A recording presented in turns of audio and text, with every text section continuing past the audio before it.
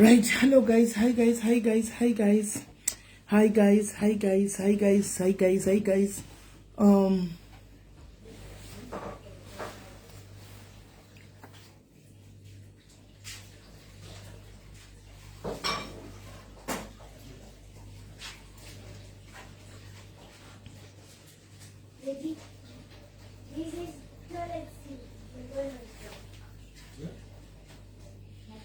Ndine ma-echoes guys, handingaiti ma-echo because ndiri one. Ndine ma-echo here guys, hanzi yellow guys, atisi yellow iso. Guys, ndine ma-echoes here. I don't think ndine ma-echoes because ndiri one.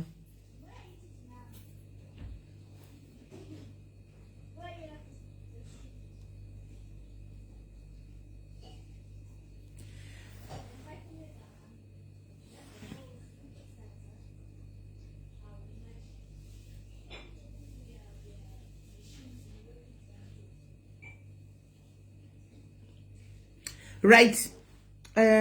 Mascara Seko guys, say guys, ndakusuwai guys, how are you guys? I hope you are okay guys. Tazwa nechando anyway. Hazana mbona zvakadaro guys. Tatonogwa guys zvokutodaro nhasi maiwe. Hazana mbona zvakadaro. Guys akana. Ndopa unogona kuti Africa chirungu number 1 chaiva asikana tatonogwa anyway. Hazana mbona zvakadaro guys, hazana mbona zvakadaro. I have never seen such. Hey, right. Pane nyaya ndangoti ndingoti ndichisvika umba tivese senai muzati handishandi guys ndakadzingwa basa saka ndinongoenda kutauni ndonotenderera ndobva ndadzoka ndobva ndadzoka kumba saka ndatenderera ndatirega ndidzoke kumba izvozvi anomaona timbotaura nyaya iri kuitika ishi handitika so pane nyaya yauya nyaya iyi yauya yapiwa vanhu vaviri handitika nyaya iyi yaenda kuna Ketina ikabva yauya kwandiri tapiwa treat nyaya iyi one time Ketina akapiwa so Ketina ke was free akabva aenda pa live andina kuzofollowa live kuti chichaitika ku live kwachona I was not there and then pane nyaya Kempton Park wo inini ndataurawo ndikazotaura nemusikana anditika because somebody came akanditi pane nyaya iri kutaurika but nyaya iyi pane two sides of the story anditika ende munhu yaana kutiza zviri kutaurwa ndikati ana kutiza ari kupi handimaona zvikanzi regai ndikupei nhamba dzake mutaure naye ndokubva ndapiwa nhamba ndobva ndatanga ndataura nehama dzemusikana wokushaika ushu handitika vachiti tiri kutsvaga musikana ushu saka pazoita pandaisa posti paya pazoita one of the girls azouya ladies azongo yakati musikana uyu haana kutiza ariko ndikati zoda kundisetsa kwemitenderera mupaki ndokona ndiri handimaona zvikanzi ariko ndikati ariko kupi zvikanzi regai ndikupei nhamba yake mutaure naye so andipa nhamba yake zvechokwadi I contacted the girl anditika anzi ndakuudzai nhasi ndichiitei futi nyasha zvanyashawo futi saka I contacted this girl anditi ndobva ndataura naye ndikati ko uri kupi starpart yaactivatewa guys starpart yaactivatewa ndobva anditi apatanga angasina pekutanga angasina data anditika chindiri nehave data so panga sina data kudaro abva ndabva ndatsvaga munhu amisira data kuSA thank you net20 stars ndobva tamisira data ndobva ndazotaura naye ndataura naye ndobva ndamubvunza kuti ko iwe chii chakaitika plus uri kunzwa akatiza akati aiwa handina kutiza ndobva ataura paari so that kuti tiprotectewo from vanhu vanogona kunge vachitsvaga achataure exactly paari but atondiudza and remember haasi kundiziva thank you guys thank you andimaona akati thank you nemasters esnat zvikanzi ndiri pakati dei ndanga ndatiza dei handikuzivi dei ndisina kumbokudayirai she's in the comment section ndopa ndati because zvikanzi kune hama dzangu dzaona live yanga ichiitika handimaona saka pekutanga toti ndiri kuda kuuya ndinaye pafoni ushu thank you guys nemasters thank you nemasters zvikanzi ndoda kuti nditaure side of the story rangu asi nanga nditsanangurira zvakaitika handimaona zvikaenda kuti nditaure side of the story rangu ndikati okay unotaura kuside of the story munin'ina wangu kana kuti mwanangu asi chikuru right now toda kuti uzoenda kupolisi after wataura side rako then you go kupi kupolisi mangwana nokuti hauna kutiza handitika akati okay ndandichingori that kaka moyo kekuti ndosvika say I was just gathering my guts because even neni kutaura kwaita kwandiri even neni asazvanyeto klika mandiri kuti mumwe wangu akashaika. Ari kuenda kupolisi mangwana, she's going to the police. Tomorrow she's going to the police. Ndikati wo, saka ndatry, ari kundisendera message, nditona message right now nchipinda mune izvo. So achiti hanzi baba wangu waona live, iri kuti message. Hanzi pane live yaitwa kudhara, my father vaona, so even izvo havasi kufara, vari kungofona vachiti ndibvise Facebook. Animona baba wangu is not happy. Vangondi advise zvamataurawo kuti enda kupolisi. Ndo zvaataura. Thank you Zeri pane 200 stars. Thank you guys. Saka ndachitaura naizvo so ndikamuti but kupolisi kutagara tawirirana kuti kuenda kupolisi mangwana. Uri kuenda kupolisi mangwana tawirirana naizvozvo kuti you are going to the police mangwana andika ende kana uchienda ndoenda newe ini ndiri pafoni andika ndoenda newe kupolisi kwacho uchifamba uchinda wosvika kumapurisa kuti ndini kuti tive woshuwa kuti wadini wasvika kumapurisa.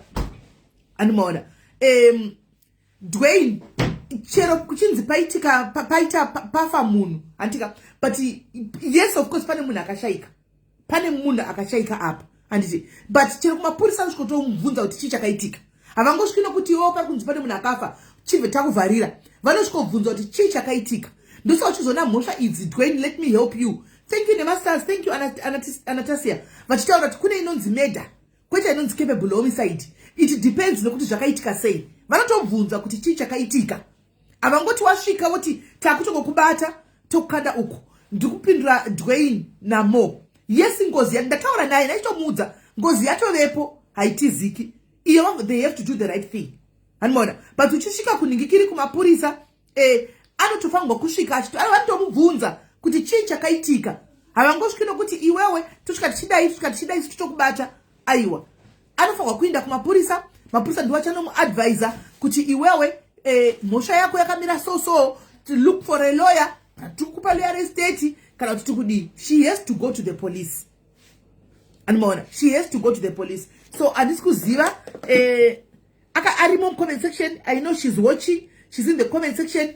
Muskana Trish, you can call in right now. I know you are watching, you are in the comment section. Can you please call in? Andika ndosa ndikureva kuti nogona zvikotonzi yonzi self defense yonzi zvinobuda nepakawanda mapurisa zvinotobuda nepakawanda. Ndosaka ndandiri kuti inini kuti ndichikurondedzerai zvaataura kana ndogona kurondedzerai but ndogona kuopodza hanimona kana kuowedzerera kana kuotapudza andichimaona because anditsanangurira zvakaitika anditsanangurira but kuti ndichatsanangura guys dai chifona Trishi utaure kuti chii chakaitika. Can you please call in utsanangure vanhu vanzwisise kuti chakaitika. Nyaya ye100 iri kutaurwa nezvayo iyi atonditsanangurira kuti nyaya ye100 yacheka munoziva guys ka zvimwe zvinhu zvinoitika paupenyu kutsoka muzati achitsanangura nyaya iyi ka achitsanangura nyaya yacho zvinoita kunge drama. So guys achinitsanangurira so zvinoita kunge drama. So zvakaitika ipapo kuita kunge drama. Legai ndimutry pamwe anogona kudaira mirai zvinoita kunge drama. Thank you Anastasia, thank you very much. Thank you dear.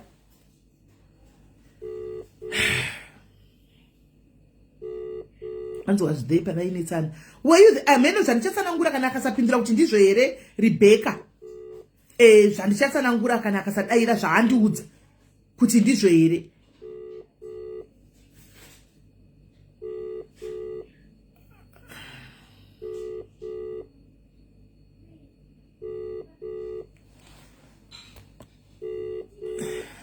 Iri kungoringa, she's not picking. Dei angapindura manzwa. But anyway, I'm just going to try and narrate.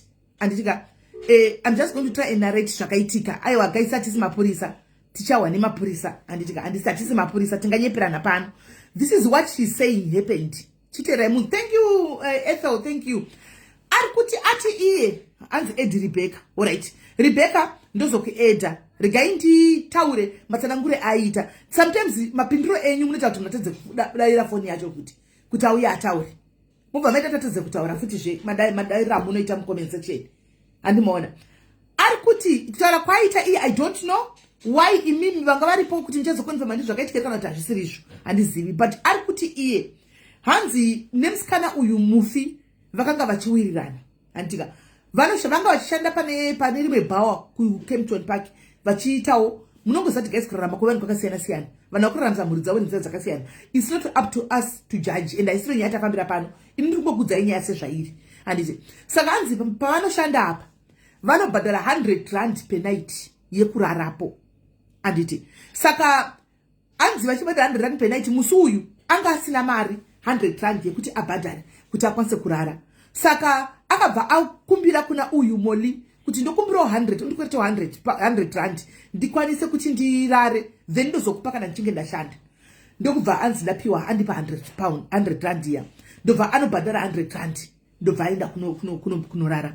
Saka hanzi nderimwe day sanhasi mangwana kwanzi ndobva vatoswera vese, hanzi handisina mari pameshini, hanzi panoitwa zvebetting here panguva ari, hanzi ndatiri pabetting, ndakagara pasi iye achitotamba betting yake achiita zvekubheja mufi uyu, handimaona vari ipapo handimazviona. Kwanzi saka ndakagara pasi ndakabva ndavingwa neclient nemhene. Saka avingwa nemhene kudaro comment section yacho yatomuvhundutsira, chiranga ida kuya yatomuvhundutsira comment section, ana chataura sei atovhundusigwa. Saka hanzi ndobva paita mhene kudaro, ndobva vataurira nemhene yaya, ndobva akwira upstairs, hanzi kunoendwa upstairs here. Saka hanzi ndobva ndatokwira ndichienda kuupstairs kuti ndinodini ndinoita zvemhene yaya. Kwanzi saka ndatove nechekumusoro, kwanzi uyu akabva pasi achimhanya mufi uyu, hanzi akabva achimhanya, ndobva asvika pavanga vari pareception, hanzi panosainirwa here something like that. Kwanzi saka chisainira kudaro andimaona uyu nyakufa kauya, ndobva ti ndikuda 100 rand yangu. Kwanzi saka isusu kwatinoshanda tinobhiliva kuti mari inouya pana, ndatora zvaataura achindiudza aona kuti pana nokuziva okay handizivi hangu. Kwanzi saka tinobhiliva kuti mari inouya pane imwe mari handimaona. Kwanzi saka ndakamuti chirega nditichi ndiwane client yechi2 ndigokupa mari yako 100 rand kana ndadini ndapedza zvandiri kuita handimaona. Kwanzi ndobva atizvo ndikuda mari yangu, kwai akabva atanga kutopopota aripo paya. Kwanzi pane vanonzi malume here, ameno malume vanenge varipo vanoita zvekuklina nekunyoresa vanhu, hanzi vanga vachitovepo vakaona zvese malume ava, hanzi vanga vatoripo vakaona zvese. Saka hanzi vaona zvese malume vavaya varipo kudaro, ndobva musikana yatanga kuti ndipe 100 rand yangu, kwai ndobva tatanga kutonetsana papa ndichiti ndokupa mari yako, kwai ndobva ndatotora 100 rand iya ndokumudzosera. Kwai ndamupa mari yake 100 rand yaya, but angatanga kutondidhonza tichidhonzana paya zvekutonetsana. Kwai ndobva ndatofunga kuti ini nyaya yapera, ndobva adzokera pasi. Kwai adzokera pasi kudaro ini ndakatofamba ndikainda handika kwanga achinda amene kwanga achinda nemhene yake, ndobva vanoita zvavakaita nemhene yavo, mubva zvapera, ndobva adzoka kudaro handika hanzi ndakatodzokera pasi panga pane musikana uya mufi, ndobva vafunga kuti atofunga kuti nyaya yapera. Achisvika pasi papa hanzi mufi akanga achiri kungopopota, akabva tanga kuramba achipopota nenyaya yemari iyoyo kuti unoda kundijairira iwe hure iwewe mari yangu diki. Kwanzi akabva tanga kungotaura zvinhu zvakawanda paya handimona. Kwai ndobva ndatanga kutopindurawo handimona. Mukupindura namuyamuyanya mufi uyu ndobva adini, kwai ndobva arova mbama. Kwanzi kune vanhu vakatozviona kuti ari kwakanga achanzi ndiri kushandisika nevamwe vasikana vakundiroverera, but zvese zvakaitika izvi vaiona vanga varipo handimona. Kwai ndobva atimbama, ndokutaura kwaaita. Kwai ndobva atimbama kudaro, ndobva ndadzosera handimona. Ndobva vatanga kutorovana paya, vatanga kurovana kudaro. Uyu mufi uyu hanzi anga ane banga ranga anaro, ndobva aburitsa banga mufi yayo. Kwanzi ndobva amubaya kumusana handitika. Kutaura kwake yandoti abaiwa kumusana kwanzi pakatomboita sokuti matumbu aitoonekera handizoziviwo handimona. Kwai ndobva aburitsa ndabaiwa. Kwai saka pa ndakabaiwa handina chandakanzwa handimona. Kwai saka ndakanodzoserawo asi ndakabaiwa but handina kunzwa pain kana kuchii because ndakudanga kamwe here katonga kadi ameni. Kwai ndobva ndafamba handimona. Ndobva ndaenda kunonzi kuroom, kwai kwakune vamwasikana. Kwai muroom vacho vanoshiya vari 3 here, saka vachishiya vari 3 imomo muroom imomo. Saka hanzi ndichisvika muroom vandatinga neni panze pane tikafaita apa handika munhu atondiataka handimona, atondiataka atodai somuyabe. Kwai vanhu vakati iwo wambona here tokusiri wakazara ropa, anitizozivi kutaura zvaataura handimona. Zvikanzi wakazara ropa kumusana tasaone. Kwai pandakanodai sondione ropa rari riri kubuda zvokwai raitobuda zvokubuda zvazviya handimona. Kwai nekutsamwa aone kudhakwa ndobva abuda achitevera musikana uya pasi paya, kwakudzokera kuonoti wandibaya handimona. Kwakudzokera achienda kuhondo kuya, achisvika kuhondo kwakabva asvika musikana yandi, kwai ndakanononga bhotoro ranga riri padhuze handimona. Ndobva anongawo bhotoro. Kwai vasikana vese vanga vakatoungana varipo, vasikana vanga vakatoungana. Kwanzi ndobva achitaka kurovana paya handimona. Saka angatobaiwa ndiri kutobudaro paka iye ndopakazotorawo bhotoro ndobva ndamubayawo pai nechekumupauro apa musana uko kwai ndobva ndamubayawo handimaona kwai saka iye akatondibaya ipapo ndobva andibayawo futi neche apa masanda kunyanya kudi kukuvara asi kwai ndakasoniwa kumusana uko ndokwandakasoniwa asi uku kumeso uku handina kusanyanya kukuvara stereki handimaona ndokunetsera kwavakaita paya saka uyo azobayiwa uya anototi anzi musikana uyu aitobuda ropa iye nyakushaika uyu aitobuda ropa zvokudaro handimaona kwanzi papa pane maubha anga aripo maubha aitoramba kumutakura handimaona zvotanga chitanzi handitozivi kuti akatakurwa nei kubva pavanga vari apa iye anotiwo iyewo akazozviya akadedzerwa ambulance iye ari kuti ndiye akadedzerwa ambulance nevasikana vanga varipo vanhu vamwe vacho vari kunzi vanga vari mucomment section handimaona kwanzi ndo vakatomudedzera ambulance akaenda neambulance uyu haatozoti akaenda nei hanzi takazongono asvika ikokoko hamene kuhospital vasvika kuhospital ikokoko handimaona umwe ndobva anesiwa kwakewo umwe ndobva anesiwa kwake handimaona asi anga asingadozivi kuti vauya pasame hospital vese handimaona so akasvika ndobva atendiwa nadokta ndobva asoniwa kwayataura kwakuita ndokusoniwa ndokudi hameno uyu akuvaraya ndobva asvika ndobva atendiwa futi nadokta but anga ari paintensive ndobva tiswa paoxygen anditi saka vamwe vava vanoshanda navo vasikana vakazoindako mangwana andimaona handi zvakaitika nemusi Thursday here andimaona saka Friday vamwe vacho vakazoindako handi vachinoona ndobva vanoona iye uyu nyakubaya handika neuyu uwoyu nyakushaika uyu handimaona ndobva vati kune uyuyu nyakubaya umwe wako ari muno unofanira kupota chinonotasa umwe wako uko muhospital yaari muwodi yaari andimazviona ndokutaura kwanga vachiita ndokubva azodini uye andobva aramba ari muwodi manga ari saka uyu aizopota chinodongorera uyu achiona akaisa oxygen handimaona kusvikira uyu azoshayika nemusi weSaturday akasvika neSaturday I think handimaona hanzi kuti hama dzemufi dzitobatwa ndiye iye aritaura kuti ndini ndakatoti kune vasikana hama hadzisi kuziva chinhu hanzi pana sisi vake varipo sisi vacho ndataura navo vemusikana nyakufa uyu ndataura navo kuti vatozoziviswa kuti pane zvakaitika tsaona yakadai sisiwo vanotiwo vanzwa vafonirwa nevasikana vakazomhanya kuchipatara kuya vamhanya kuchipatara kuya handitika vakasvika kuchipatara one Saturday vakasvika vakatsvaga munhu akashayikwa vashayiwa munhu vakatogara nzunguva yakareba varipo kuchinzi munhu asi kuonekwa pamwe kuti akachinja mazita pamwe kuti chii chakaitika amen sisi vaya ndobva vazotanzi ndobva kwazota umwe nesi akati regani nyatsotsvaga kuti chiri kuitika ndobva vachitora hanzi ndobva vachitora bhuku ndokutanga kupenengura mubhuku vachitsvaga one by one handika ndokuzowana zita rake ririmo mubhuku handimaona kwai vawana zita riya kwaenda kutotogwa nasisi vachionenda kutonzi pindai mugare mudoctor's room vatopinda vagara mudoctor's room paya kwanzi kuti akutouya ndiye akamuatenda anga chimupa maoxygen nekudididi kwanzi dokta ndokutouya paya ndokutozoudzwa message havana kutaura naye kutaura kwavaita saka uyu musikana uyu vanoti ndofunga akazoinga achinda nodongorera mumwe wake kuti ndinoona mumwe wangu message yanga itodini ndofunga yanga yatofamba handimaona ndokunodongora kandobva ashayiwa munhu pamubhedha ndobva abvunza manesi kuda manesi akati munhu adini ashayika ndokuzvidziseja kwakaitawo pai muchipatara panic fear handimaona ndokuenda kumba kwavanga vachigara kune vasikana ivavo ava ndisisi vanga vondiudza wavo ndokuenda kumba kwavanga vachigara kwevasikana handika asvika papa chigara nevasikana vanhu vakati kuwatodzoka kouya hanzi ndo pakati ndasiyawo ari nani vakati zuro nekondichene takaona atove nani handimaona akati ndasiyawo ari nani kwai ndobva atongobuda pamba akapfeka zvingori simple achiita kunge munhu ari padhuze hapana kamunhu akambofunda kuti kuenda ndokubuda kwakaita ndobva aenda kupi paari haasi kuri ari mudhuze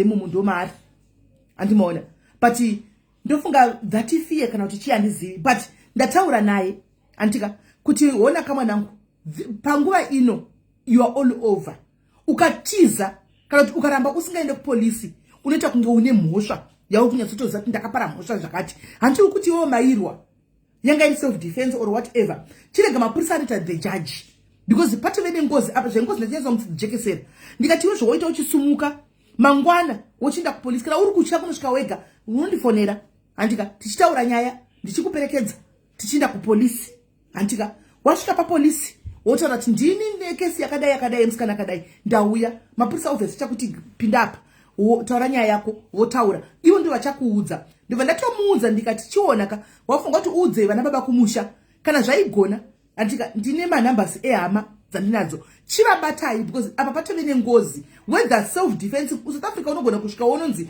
wonoburitswa muSouth Africa handiona inyaya dzemafoni idzi. Asi pane chinhu wacho siri kwanisa kuzotiza apa. Pane nyaya yengozi iripo.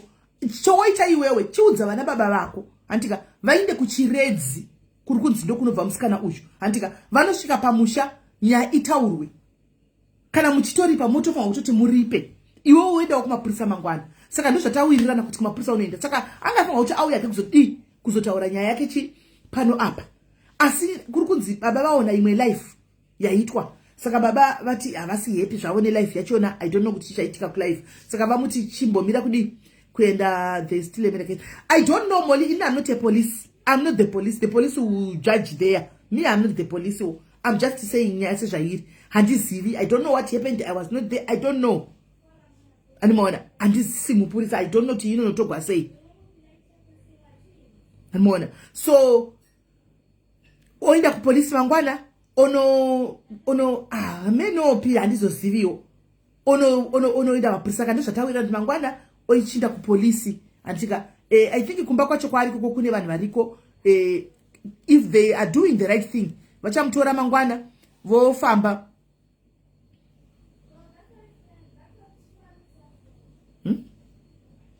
shunya zacho dzinouya usiku wakadai shuwa ini chida kunovata guys vanhu voda kutwigira nyaya usiku wakadai dzakumateni Africa ku 11 kauko havasi kuziva ndi vanhu ka ewe tuzodziita umwe musi zvakaoma. Saka ndochi hanzi anosungwa hatizivi ina ndisimupurisa imi chiregai guys ainde ku police kochiko nemi zvino kana magara mamupa judgment mcheta kuti ndasenda ku police anditi regai munhu ainde ku police ima hamusi police ina handisi police apedza kugesa anditi apedza kugesa iri kudokumende hanzi apedza kugesa call a smelly she would pick up. Okay, wanga achigeza all right.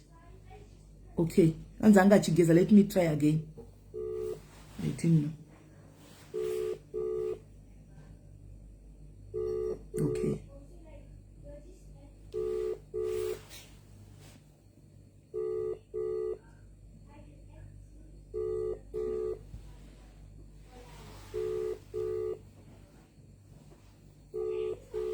Ngori nyani muri kunzwa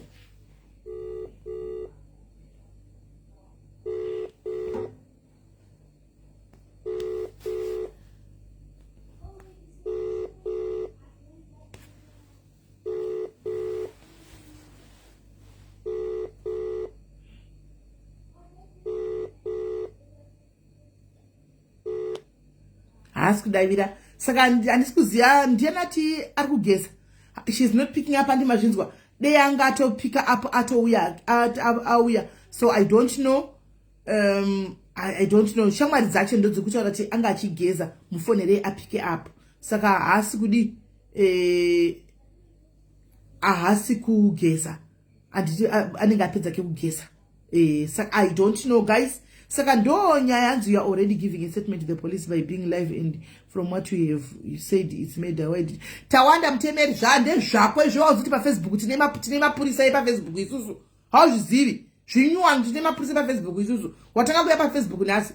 She will give a statement to the police. Zvangotaura zvati kuzani ndio statement yake.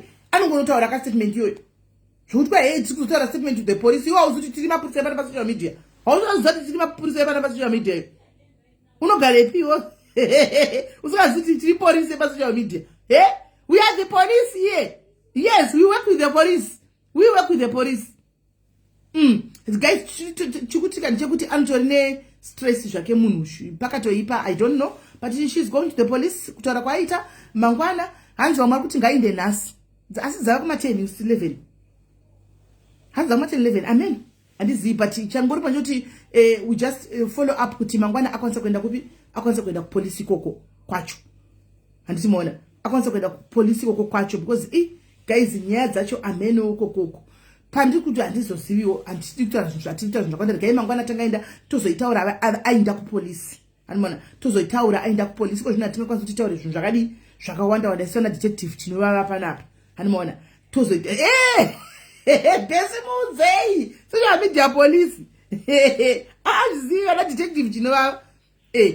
Saka kana azoinda mangwana tozodi tozokwanisa kuti tizotaura nyaya izvi sere ave chi azvisa kumapurisa because iko zvinezvi hapana kwangambotiza akaenda kana kudiga because the picture is all over, people knows it everywhere.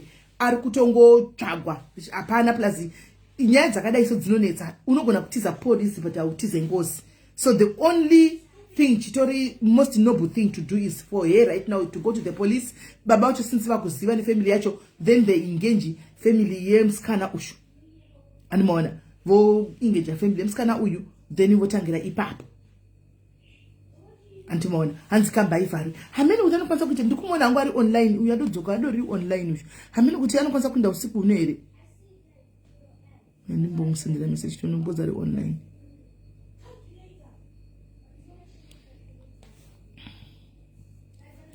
Musira message miletoni zvakaoma vasikana vedu we. Ndimbozivi handina hangu chokukomenta guys panyaya iyi. Salikana ndine nechokukomenta vedu vetozotaura kana ave kupolisi. Animaona regaiti mainzwa kanyaya iyi, regaiti mboita yama yavo vari kufona vari kuisa nyaya yavo izvozvi zvinhu zvacho. Amen guys. Haasi kudaira Fatima. Ndatumisira message.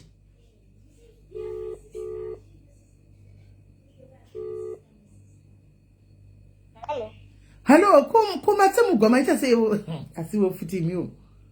Kumaro kwegwei. Desera wasera sei. Uri kundifonera ndiri pa live asi.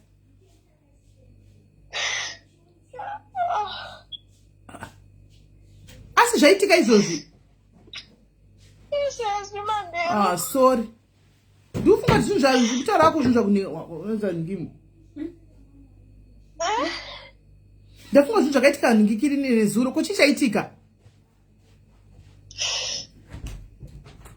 Simeli message anaonekana kuti pakapane nyaya yakabvekitika yachinzika vakazvimbe mukadzi wamunhu nyaya yacho kwakubva izbaya chobvunzwa ini hana chandakakwanisa kubayira naso chobva waenda nefoni yangu kubasa wauya kubva nefoni yangu kubasa kwakubva ndamubvunza kuti koma enda nefoni yangu kubasa sei nhasi kwakubva wati ndaenda naye kuti iwe unoisa Facebook sei ini ndakatishaisa Facebook ndikati maakutaura zvefacebook nhasi nekuti pazobuda nyaya yemukadzi uyu mazuva ese efacebook yanga yangori muwani makambodii kuti handidi Facebook ndopawatotanga kutoti ndoda kumatisa ndoda kutokura ndinazha dzisingaita wakajaisa sirei kwatanga kutondiriwapa muri kuona padama pandasenda apo patsemuka nekurowa chibhakera. Alright, imbomira ndokufonera bheki ndine munhu ari kundifonera ndokufonera bheki handakudza ndiri palife esa ndine munhu ari kufona izvo zvanditsvaga. Right. Hello. Hi Trish. Hello. Hi Trish. Enda mutuse kufona ndaona wanga usingazabati phone. Hello. Hello, uri kuninzwa? Hello. Yes, uri kuninzwa here Trish? Apa ndiye ari kufona, mira nditry kufona back tone.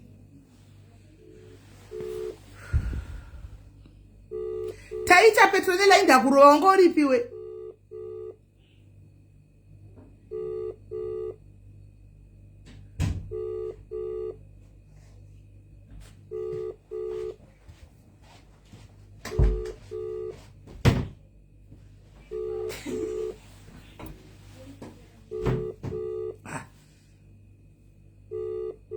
Kwabva kufona izvozvo ndikuti mufonera bheki. Hello. Hello. Wakundinzwa? Wakundinzwa here? Ona chari kuna pafoni pangu akawandisa. All right. Hello, wakundinzwa here? Ndikukunzwa. All right. Saka handizivi tatichi handizivi uri kuda here kunareta what exactly what happened again because ndani chingotaura but handinyasoziva kuti ndagona here kana ndajamba because tatawirira kuti uzotaura wega saka ndazenge ndongojoba you can explain wega vanhu vatinzwa vanzwisise. Yeah. And yes, sinwazanya ngokutangira papa. I know it's not easy. But try kuzvishingisa unyatso kugara paposition 1 utsanangure kuti chii chakanyatsoitika. Alright, zvakaitika Wednesday. vhiki rapfuura ndakakwereta 100 rand nemusikana anonzi Momo uyazoshayika. Ndakwereta 100 rand kwaari ndabva ndamudza ndopa 100 rand yako mangwana. Saka zvaitika ndobva mangwana asvika ndobva tatoswera zvakanaka naMomo that day achitogambula enda ndakangogarawo pasaidi pake achigambula and then around 5 ndobva ndaita zvoti ndakawana first customer yavo ndabva ndakwidza ndikaenda upstairs necustomer yavo. Ndakudzoka downstairs ndabva ndasangana naMomo padhore patoilet inova toilet yedownstairs yevakadzi. Ndasangana naye padhore ipapo. Momo ndobva nditi mari yangu. Saka nditi mari yangu paya ini ndabva ndati mari ndinayo asi unoziva kuti saka ndanchikumbira kana uchikwanisa handinoziva chitobhinibva because tine kabhinifi katinango pabasa kuti mari inosvedza ino. Saka since riyongero 100 rand yega ndandinayo ndabva ndamukumbira but haana kuda kunzwisisa. Ndabva ndamuti okay it's fine since wakundituka because abva totanga kundituka. Ndabva ndamuti no it's fine tora 100 rand yako pane kuti undituke ndanchingokukumbira usingade kuunderstanda it's fine. Ndobva ndatomupa 100 rand yake ndobva adzika masteps akaenda. Saka pakadzika masteps akaenda akabva abuda akaenda kwaakaenda handisi zvangu akaenda tobva tatoshanda. Time yemanheru ekurara ndikukwidza masteps ndatosvika panoperera masteps edu aya ekuti takubhuka. Malume vari kumopa ndapa malume 100 rand yangu yekubhuka yekurara. Ndapa 100 rand yangu yekubhuka ndakusaina because kana uchipedza pa malume 100 rand unozvisainira wega munyora zita room number yauri neudhish. Ndo Momo paakabva ndabva ndatanga kushedzera pana mumwe musana mudheveli ari panonzi Michelle ndiwandoshare naye. Ndabva ndatanga kushedzera kuti Michelle ukupi mfuniskie. Ndo Momo paakabva abuda. Amino takabuda murumu rechi2 here rechi3 patakabuda padhuze ndobva tongo yakananga pandiri ndichisaina paya ndobva ndipusha ndobva tatotanga kurwa. Tatanga kurwa paya ina handina kuzviona kuti andivhura nebanga muri kuandastenda. Handivhura nebanga ndobva atiza. Saka ndana kuzviona kuti ndatozvibvunza kuti ko ari kutiza because handina kufila kuti anditase andibaya nebanga because ndanchiri ndakarwa nechiveve.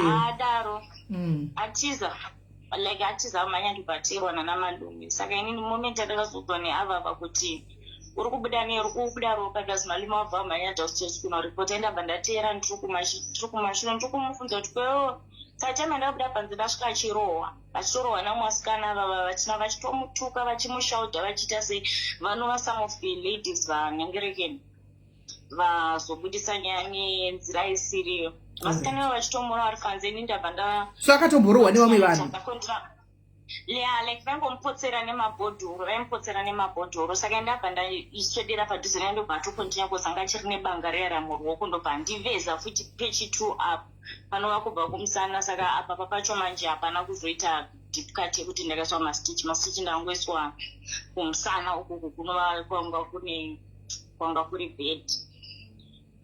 Ndobva tatakontinya kurwa paya pachiri nebanga reya ndikazodza mara ndabata banga reya nemaoko ndopa ndakanhonga bhodhoro ndabva ndatanga kuita semubaya nebhodhoro ofichi pana vamubaya kumusana uku ndobva fight ndobva yazoseparatwa nemasecurity.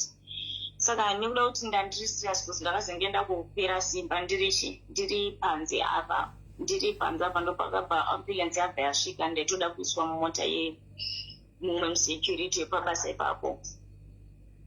Ndo ambulance payakabva yasvika iye hatina kuona kuti akadisapia akaenda kupi because ndiye akapitisa because papafonerwa polisi ndiye akatotipa.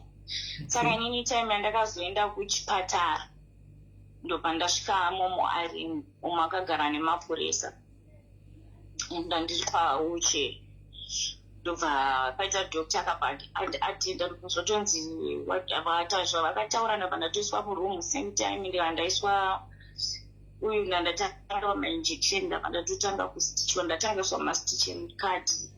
In fact, before ndisati ndaiswa mastitch mapurisa ndobva tanga kuvhunza kuti pazotora dzinenge 5 minutes kozi yanga nestatement rake rangasvika akavaudza kozi angavaudza kuti inini ndiri kumu 100 rand handina kupa mari yake futi mari yake ndandatomba kudhara saka nyangwe manera aititi ndandastand kuti tiri kurwirei nyangwe until now I don't understand kuti chatairwira chii kozi mari yake andamupa handinambopera ndatukana naye zvekudaro saka handina kutombonzwisisa kuti chii chazvo chacho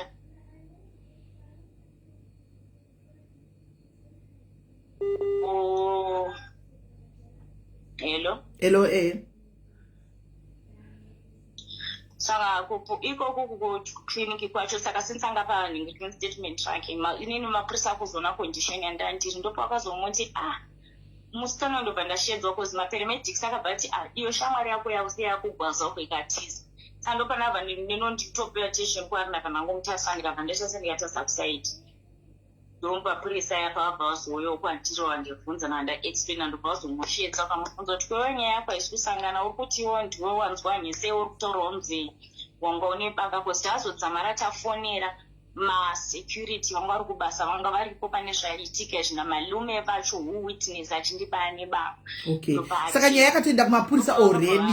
Mapurisa were involved already. Okay. Alita continue. Handei. Nyangwe madoctors vaitore makatoma mapurisa angatori mamwe unopane saka ndiaiwa anenge ari muchipatara mapurisa aya ndobva tomuudza zvikanzi iwe sisi waugona kuti ase hamugona kutaura chokwadi saka ndobva vabvunza inini kana ndinoda kuita police case ngava ndatinwa ndoda kuita police case ndoda ngoti tingobuda munhu like tese tingobuda tiri right because I didn't understand kuti ndaitoti neno ndichamubvunza kuti but tatakurwirei murwanda sirasipaka murwanda sirasa tinazombopera taita time yekuti tinotaura tese murwanda sen pataka mapurisa pakabva ngoti hai alright ndobva vatovhara nyaya havana fana kutogetera vakavhura ndobva inini atendwa nemanhingurikeni nemadhokta ndabva ndasoniwa leya rekutanga remastitch ndabva ndaiswa leya rechi2 ndabva ndazoiswa rechi3 pamusoro rekupedzisira ndabva ndaadmitwa ndabva ndapuwa bed ndandaiswa padrip ndakasaka ndichitori panapa iye aitreatwa saka aitreatwa like moment aitreatwa ndandakatomufisa kuzi nasati ndaburiswa paarea ipapo saka imomo akabva apuwa injection rekutanga rechiveve kubva apuwa injection rechi2 rechiveve harina kushanda futi saka rekutanga rina kushanda rechi2 harina kushanda ndandakatogara ipapapo zvangu fichinji zvinhu zvokutoti nyangwe neno ndandakatotarisa muri kuona kuzi ndanditombori kure naendea padhuze taitritirwa vanhu pamwe chete murwanda simu thats just that inini ndandiri muvhumu yeemergency chichindo yandandiri saka iye manje time apa akabewa mainjection papa ndo pakazotanga kuningirikira uyu akatanga doita ungani mafitsi dota ndobati azi mafitsi aya panofangwa pane problem because mainjection munhu ndachitotaura naye izvezvi ndikumubvunza kuti wai mainjection hatisiri kushanda is there anything chaunotora ndobva minoti akapindura nakuti kudina nemadhokta awo saka itotaura kuti anga asingasataure mati okay anga sapazosvika time yekuti anga asingasade kutaura anga kungoti mirai dhokta achewabva ndibvunza zvikanzi what is she saying ndabva ndati she's saying mirai which means like stop and to beat you understand that's what she said ndopa wakabva vati no uyu ari kutamba nesu musikana uyu ndopa wakabva pane zvimwe zvavakambotanga ukashedza namadhokta akauya vakawanda vakaungana paari ndopa zvakazondishedza zvikanzi anombotorempa ndati handizivi zvikanzi no musikana uyu masymptoms ake ndemunhu anosva madrugs indikati I don't know ndikatovaudza ndikati handina chandoziva kuti anosva madrugs because I've never witnessed muchimona achiita sei achitora madrugs mara chinhu chandongoziva chaitora it was wrong clear iwo ndobva vati it's also part of drugs chivachitaura like vakutotaura like vachitondishauta zvinhu this also part of drug usarambe kuti anotora madrugs akutora madrugs because tiri kuzama daita sei tiri kuzama da kumutrita panapa saka nyange wacho ukasatudza chokwadi ndikati tinozama da waonesa kuti munhu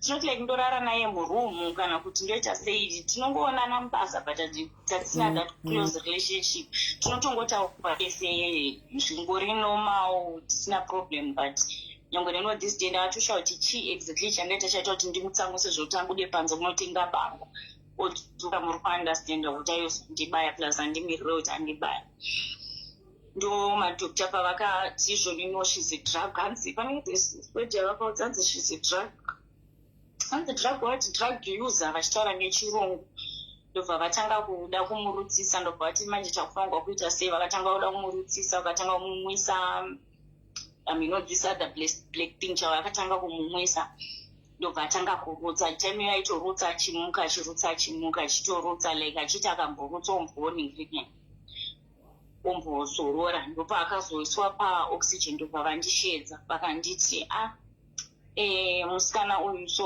vaexplaina zvavakaexplaina kwandiri indabva ndangovati alright ndobva vandichichiita sei kana une hama pechinhu chavakangondudza kuti kana une hama yake aunoziva vadzi vamuvigire hembe ufichi uri kuona kuti maoko yache akapfeka sei ndikati alright ndine ndabva ndafonera ndipfeta ndaita zvokufona ndasina foni since ndandanyorerwa manhamba abhosi pasi nemabhosi nemanhamba emamwe masecurity vanga varipo because munhu wese aida kuziva kuti ndiri sei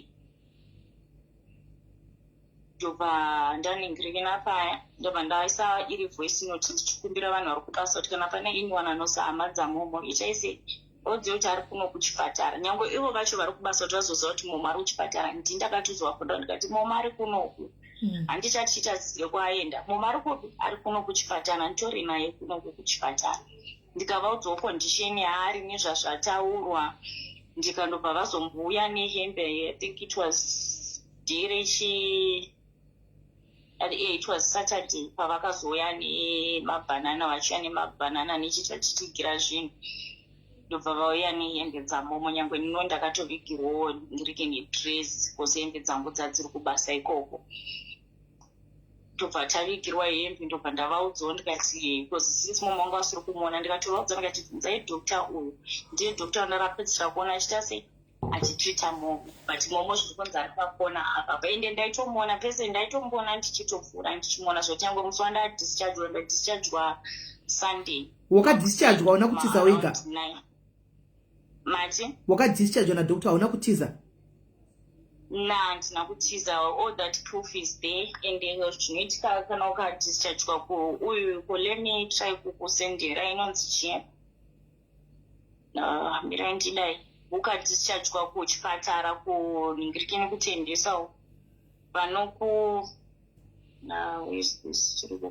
medication yaunopiwa inenge itori nestika kuti wanga uri kuningirike wanga uri kuchipatara chakati ndadischargwa rini so ndaita screenshot ye1 of my medications angu ndakutumira izvezvi okay saka ndakabva ndadischargwa makuseni na9 ofuti kudischargwa kwandakaitwa na9 vakabva vandudza vakanditi isandike makuseni zvikabva zvatonzi nanesi zvikanzi but iwe faili rako wakadischargwa musi weSaturday uri kuundastanda but wakafana pakanyorwa kunzi zvono kufanirwa kuenda for surgery ndopa zvakabva zvanzi surgery yanga chifanirwa iri ndiri kufanirwa saka izvezvi right now ndiri kusve Thursday yatiri kubata ndiri kufanirwa kudzokera kuchipatara because ndo date rangu randakapiwa rekudzokera kuchipatara rekuti ndidzoke kuchipatara kukazi vachinotarisa nemasticheri chii handisiudza kuti ndopanonobviswa here kana kuti handisiye okay ndabva ndadischargwa ndikapuwa faili rangu ndikabva ndaenda kufamasi ndikabva ndanopuwa medication yangu ndikabuda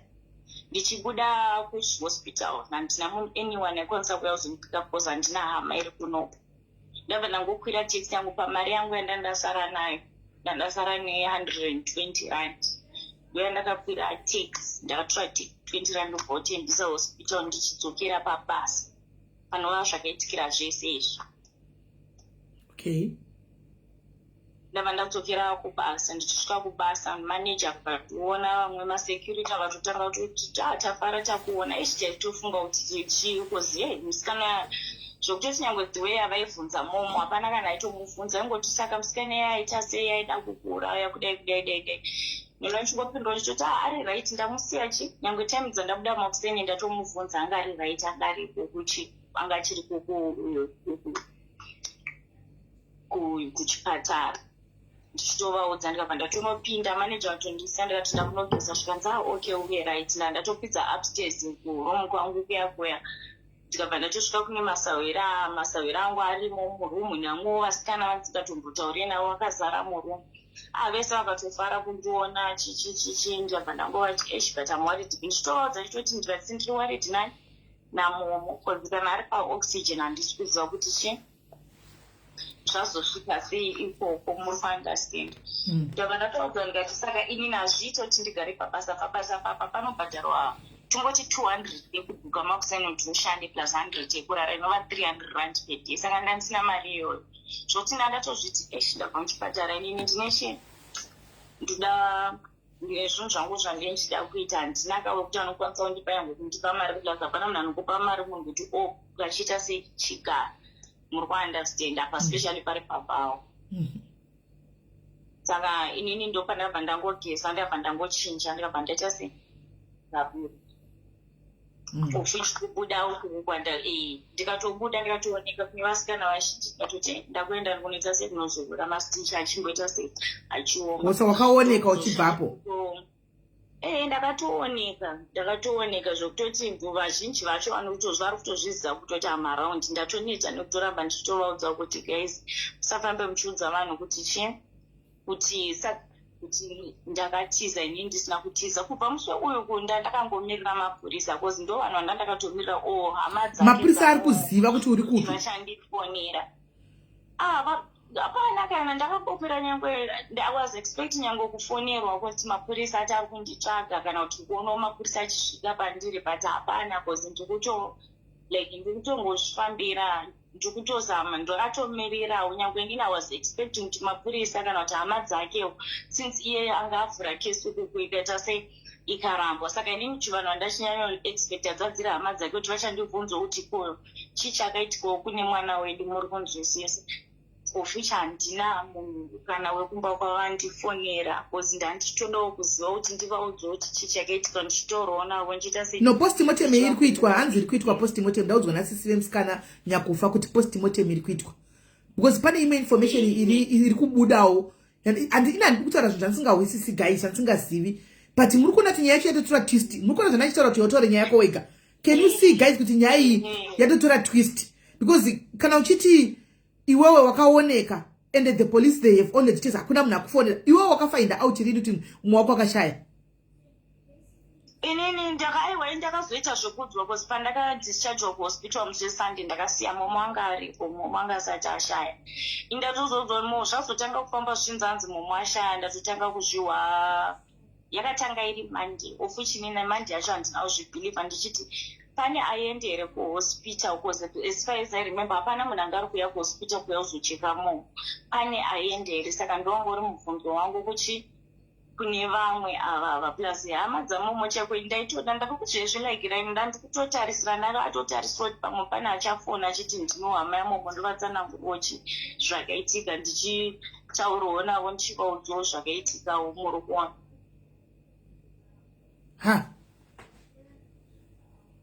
okay saka uri kuti izvozvi right now mapurisa ekukeni mapurisa muri kuti makataura nawo ndekupi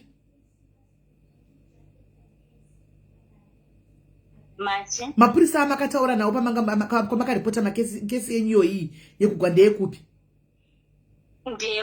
mapurisa anenge ari mucliniki kuna mapurisa anenge ari muchipatara saka mapurisa anenge atorimo kozini pane mapurisa anenge arimo anenge achitora makesisi evanhu kana vanenge vabatwa ngunzi chi saka it's one of those mapurisa iva vaitofamba vari 2 there were 2 of them mapurisa acho aitofamba 2 varume vachitonyora kesi yake vakatogara ndopakazotarisa nyaya iyi ndobva vangoti iyi nyaya haisi kumeka sense cause kuna momo vachudza momo cause iwo wasvika ukanyika panapa takunzwa difference tori kuti iwe ndiwaita sei wabaya munhu ukazotiza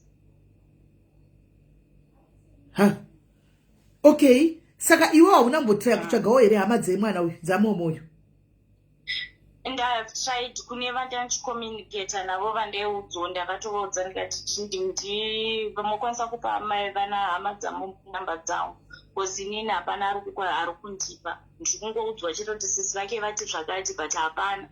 Nyangwe ipapa pakubasa ndakafurako nezuro. Ndakatofurako nezuro ndichinobvunza mari yangu kuno mumwe musikana atoshanda naye vachitondiudza kutoti sisi mapamomo vakauya here vakatoudziwa nenhingirikini vakaudziwa zvakaitika kuti anzi momo ndiye akandibaya ndobva zvaita so. Saka ini ndanda kungozvigwirawo iri self defense because anga ane banga achiramba achindibaya nebaba. Saka chinogona kuve chakaitika apa ndechekuti polisi kuhospital havana kuudza mapurisa kana kuti pakamirirwa yepostmortem kuti paite cause of death. Sei? Because mapurisa dai anga akatoaletwa ipapo kuti munhu azofa nenyi kuti padai ingadi akatotogwa guys musikana uyu. Ingadi akatotsvagwa nepolisi kana kutoatendwa kufonigwa kwachona because isitambofona adaira. People are just calling aringodaira. Vamwe vake vanoshanda navo vatomufonera. Ini ndatovapa nhamba ndikati nhamba dzake idzi mufonere. Vamwe vake vanoshanda navo vandifonereni ndikati muudze kuti auye online. Vakatomufonera vakamuudza kuti uri kudiwa online asimeni kuWhatsApp akauya. Saka ipapo ndo pandiri kuhwisisa manje kuti zviri kufamba sei guys. Hanimaona right? Adona ndonga network andizi guys oenda kupolisi atika kutembisa polisi kwacho mangwana. I think that is the best. Animaona sisi vacho varipo. Should I call the sister guys? Sisi vemusikana uyu wokuchaika varipo zvakare. I have here because I've been talking to you on the phone. I've been talking to you on the phone.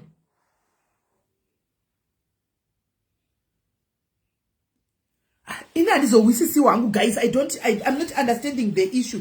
Kuti kana nyaya yakadai usina kutsvagwa nemapurisa ndinoenda kunoti ndauya here kuzoti ndakagwa nemunhu munochona kafa. Ndoda kukubvunza yo guys. I don't know how does it work? How does it work guys? Let's be honest, fair and honest here. How does it work?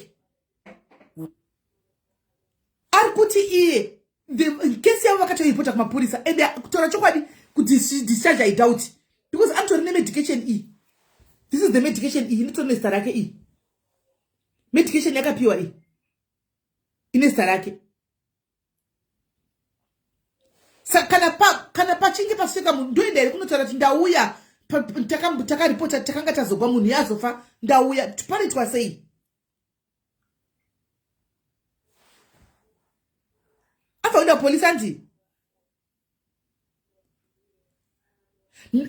please man ndikutobvunza. I'm just asking. I don't know if you are saying kuti are you serious mukura kuti kudi ndikutobvunza. This is Africa my sister. It's not America. Africa yakasana nekuno kuma first world uri kwamuri kunoku. Animaona zvakatosiyana guys. I'm asking honestly. Isaka Africa iyo zvasana nekunoku guys.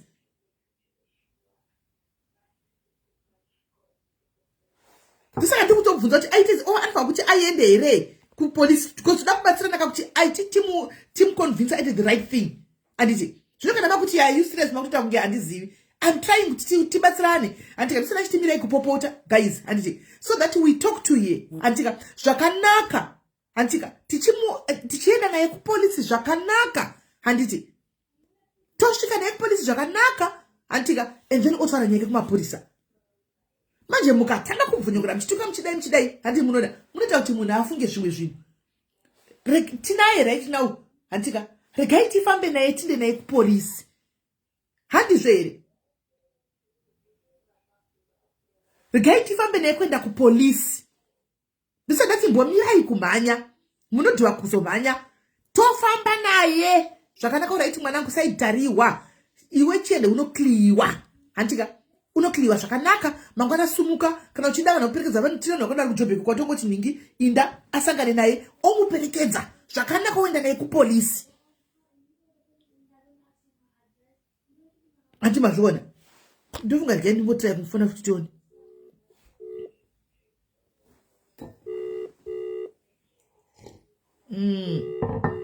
data rake razopera because tangomisira data re£50 re£50. Saka rangoti calling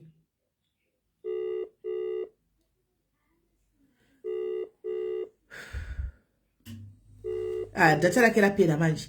Right? Gemira ndifonere muningikiri wangu amisire 50 data. Mira ndifonere mfano wangu amisire data.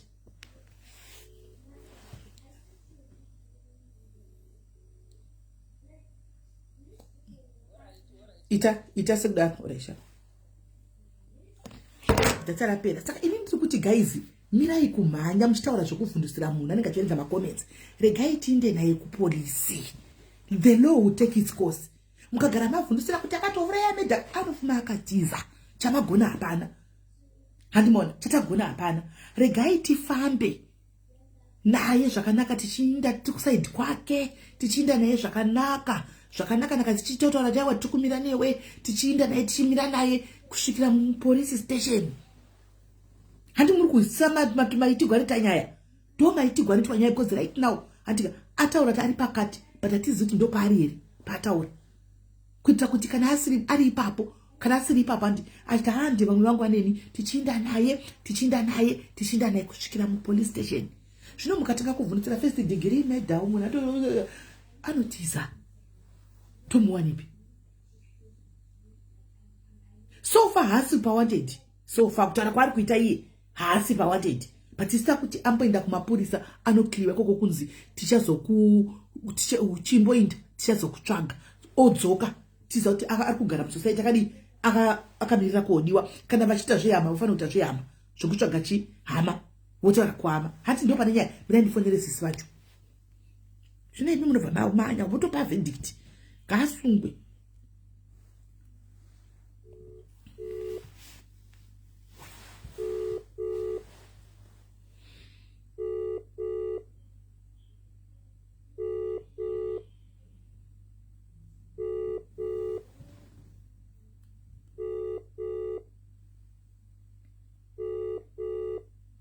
Sisi vacho vanenge ringoti wokoling. Bunonda nekuda kuti vaziva udzane kuti vasangana ari kuti akutsvaga hama hanti vainde kuhama dzacho.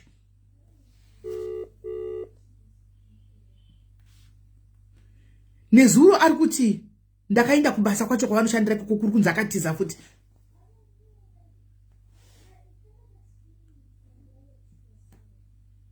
Hanimuona.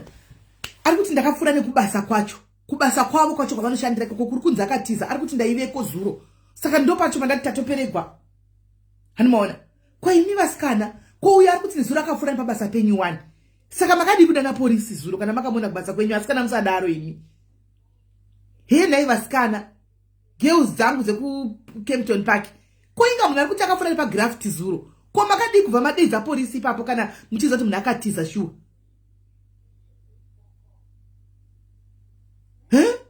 Mamu wansiti ndakafura nepo pabasa nezuro ndikatovhunza vanhu ndikataura nevanhu nezuro kuti ko hama dzambodi vakatondipa hani mamunzwa handisinda daro. Saka zvino zvikunisa kuti vasikana zuro akafura nepo pabasa penyama ko makamurega achinda sei musati ari kutsvagwa.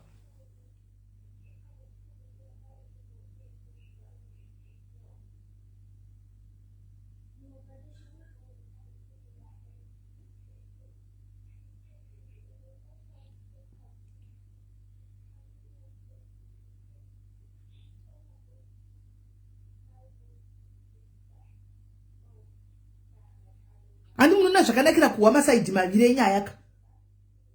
Pakaita hapana kumira mushe pakafamba pane munhu akashayika apa. But chokwadi chiripo sometimes ka.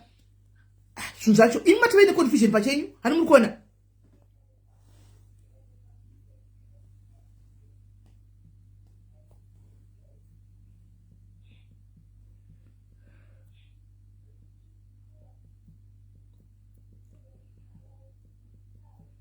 Matove ne confusion oka pachenyu. Matove na yo confusion kaba tofanana neni.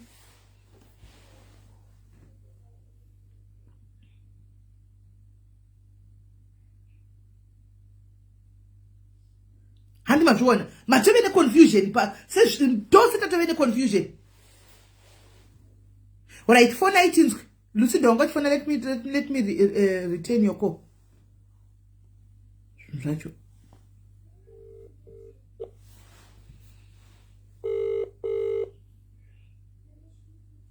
Hanzi tuta ivepo pane makamera. Hello Lucinda, alright, toda kuti gaga ntimbo edha vasikana timu racho ranoshanda nariko timbonzwa kuti zvakanotora kuti makamera aripo saka nyaya yacho yadameno. Taura Lucinda. Idachida ngoti zvoni I think kuti ngaaende kumapurisa to turn herself in, because if she doesn't as well zvinoita nge ari kutiza, saka ini hangu the best thing chandiri kuona ngaaende kumapurisa onotaura kuti inini ndauya ndakanzwa nevanhu kwandiri kushanda kuti ndiri kutsvagwa, saka ndauya asi nyaya takaita case namupurisa nhingi and whatsoever, and take it from there, because with self defense the more you delay the more you are incriminating yourself.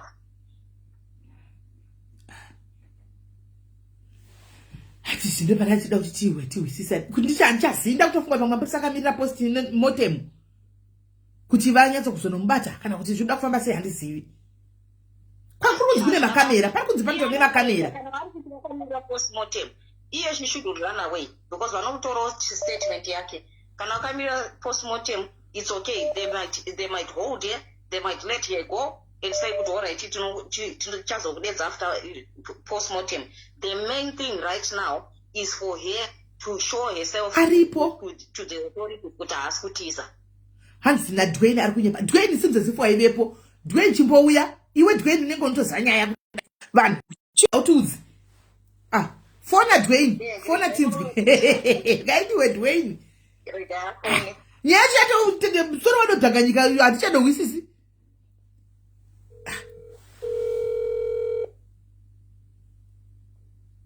Yes, she was discharged hospital na doctor. On a Saturday, but takazobuda on a Sunday. Hello, dear. Hi, Sis Mary. Hi, my sister. Ndangotandira zvamupakati panyaya yenyu iyo musikana wamatauriro anga achiita. Kana chiri chokwadi pane ma-extenuating circumstances. Yes, achabatwa zvinonzi culpable murder, culpable homicide here, kana ndinozviwa degree murder rekoko. Asi maybe kana muchida kuti aende kumapurisa ngatsvage lawyer, and then oenda nekumapurisa ayaya anga achitaura ekuhospital aya ndo vanonzwisisa, ndo vakaona, ndo vamwe vachaita mawitnesses for her. Handisi kureva kuti havana mwana munhu haana kuva. It clearly shows kuti pane zvinhu zvakaitika, munhu akabayiwa. No. Vakabaya kechitwana kuresponda, kechitiri haana kuresponda. Hapana here overdose also. I don't know, tinenge toziva, but now tipei pari polisi iende boys akatiza. Ari kumba kwasisi vake Keti. Bvunza vasikana ava ari kumba kwasisi vake. Kana akatiza zveshuwa, polisi ngaine nomutora ari kumba kwasisi vake. Kana muri kuti akatiza zveshuwa, because nezuro ari kuti akafura nepabasa ipapo pavanoshanda. Saka tiri kubvunza vasikana ava kuti sei vasina kudedza polisi.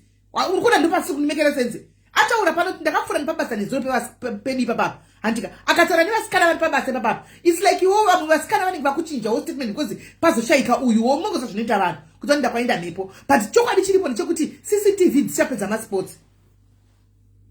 Dzichapedza masports. Plus ona iwo ipapo pekuti wapuwa anesthesia vari mumedical ningirikiri vari mumedical environment vanogona kuudza vari mumedical field, wapuwa anesthesia watadza kuningirikira kureta hauna kuresponda. Wapuwa kechitatu hauna kuresponda. Wapuwa kechitiri pane overdose kusvika ivo vabvunze kuti hapana chimwe chinhu chaunotora here.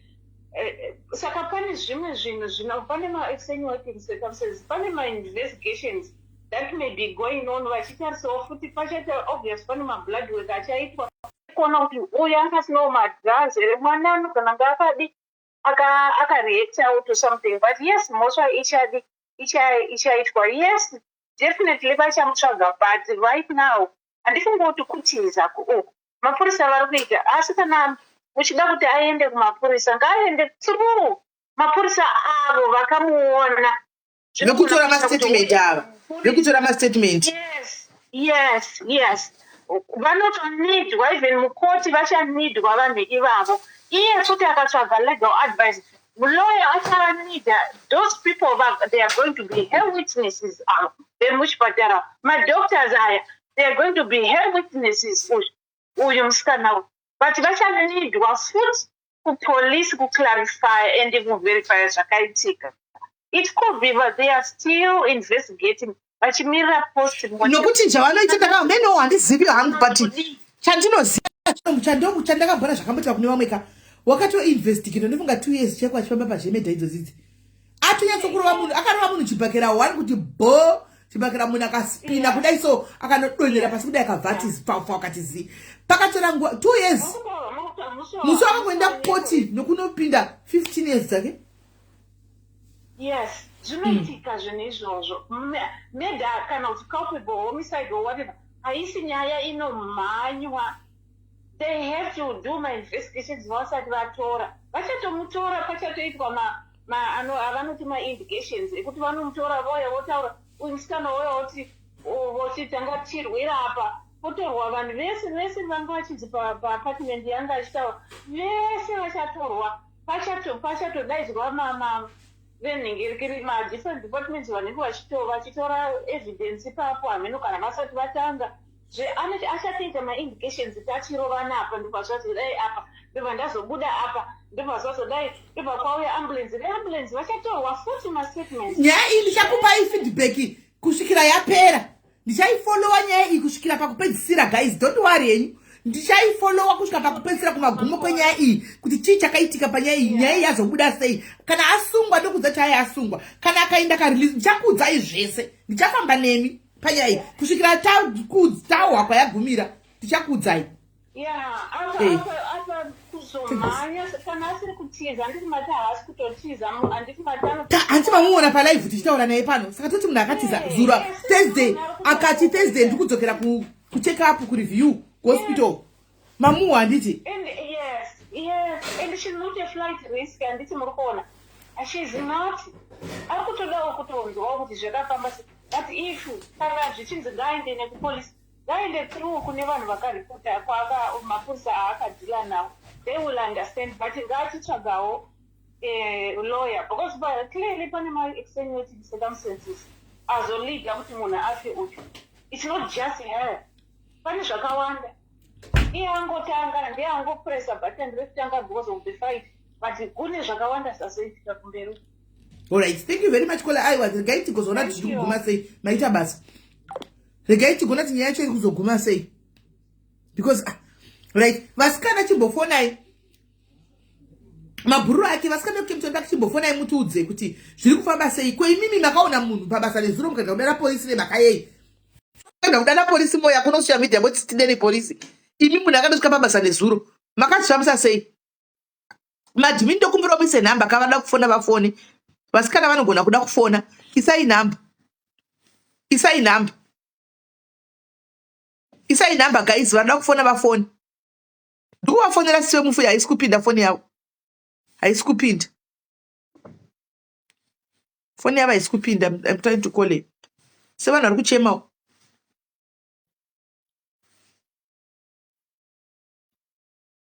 vanhu varava kuchema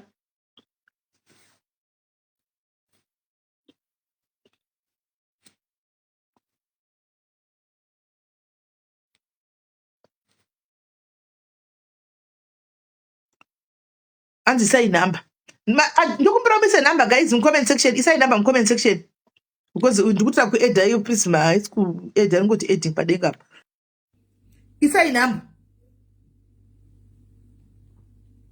and so you're the one who was what in a critical condition but Molly end up dying. Daisy chifona izve Daisy fonai iyo number yo guys.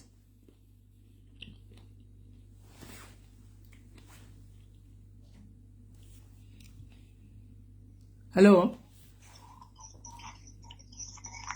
Hello, hi Sismele. Yes, dear, how are you?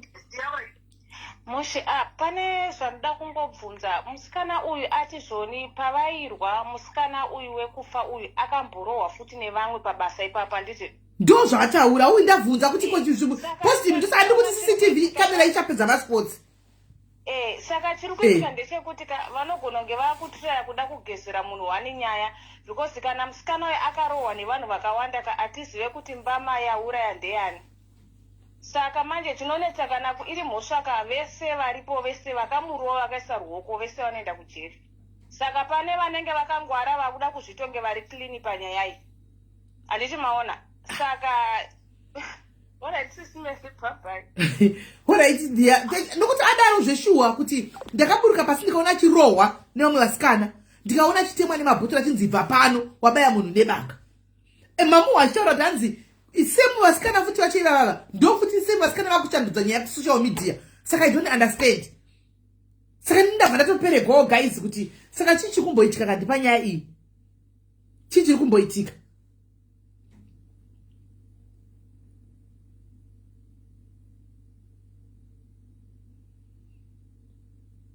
Adaro zveshuwa kuti ndakaburuka pasi ndikaona chirohwa nevamwe. Saka na CCTV iripo icharivhila. Kuvasikana chimbofona ikatinzwe kuti chii chakaitika. Chimbofona itinzwe. Timu repa Kempton Park chimbofona ikatinzwe kuti vanga varipoti makaone ichi chakaitika. Queen urimo here umwe kufona katinzwe.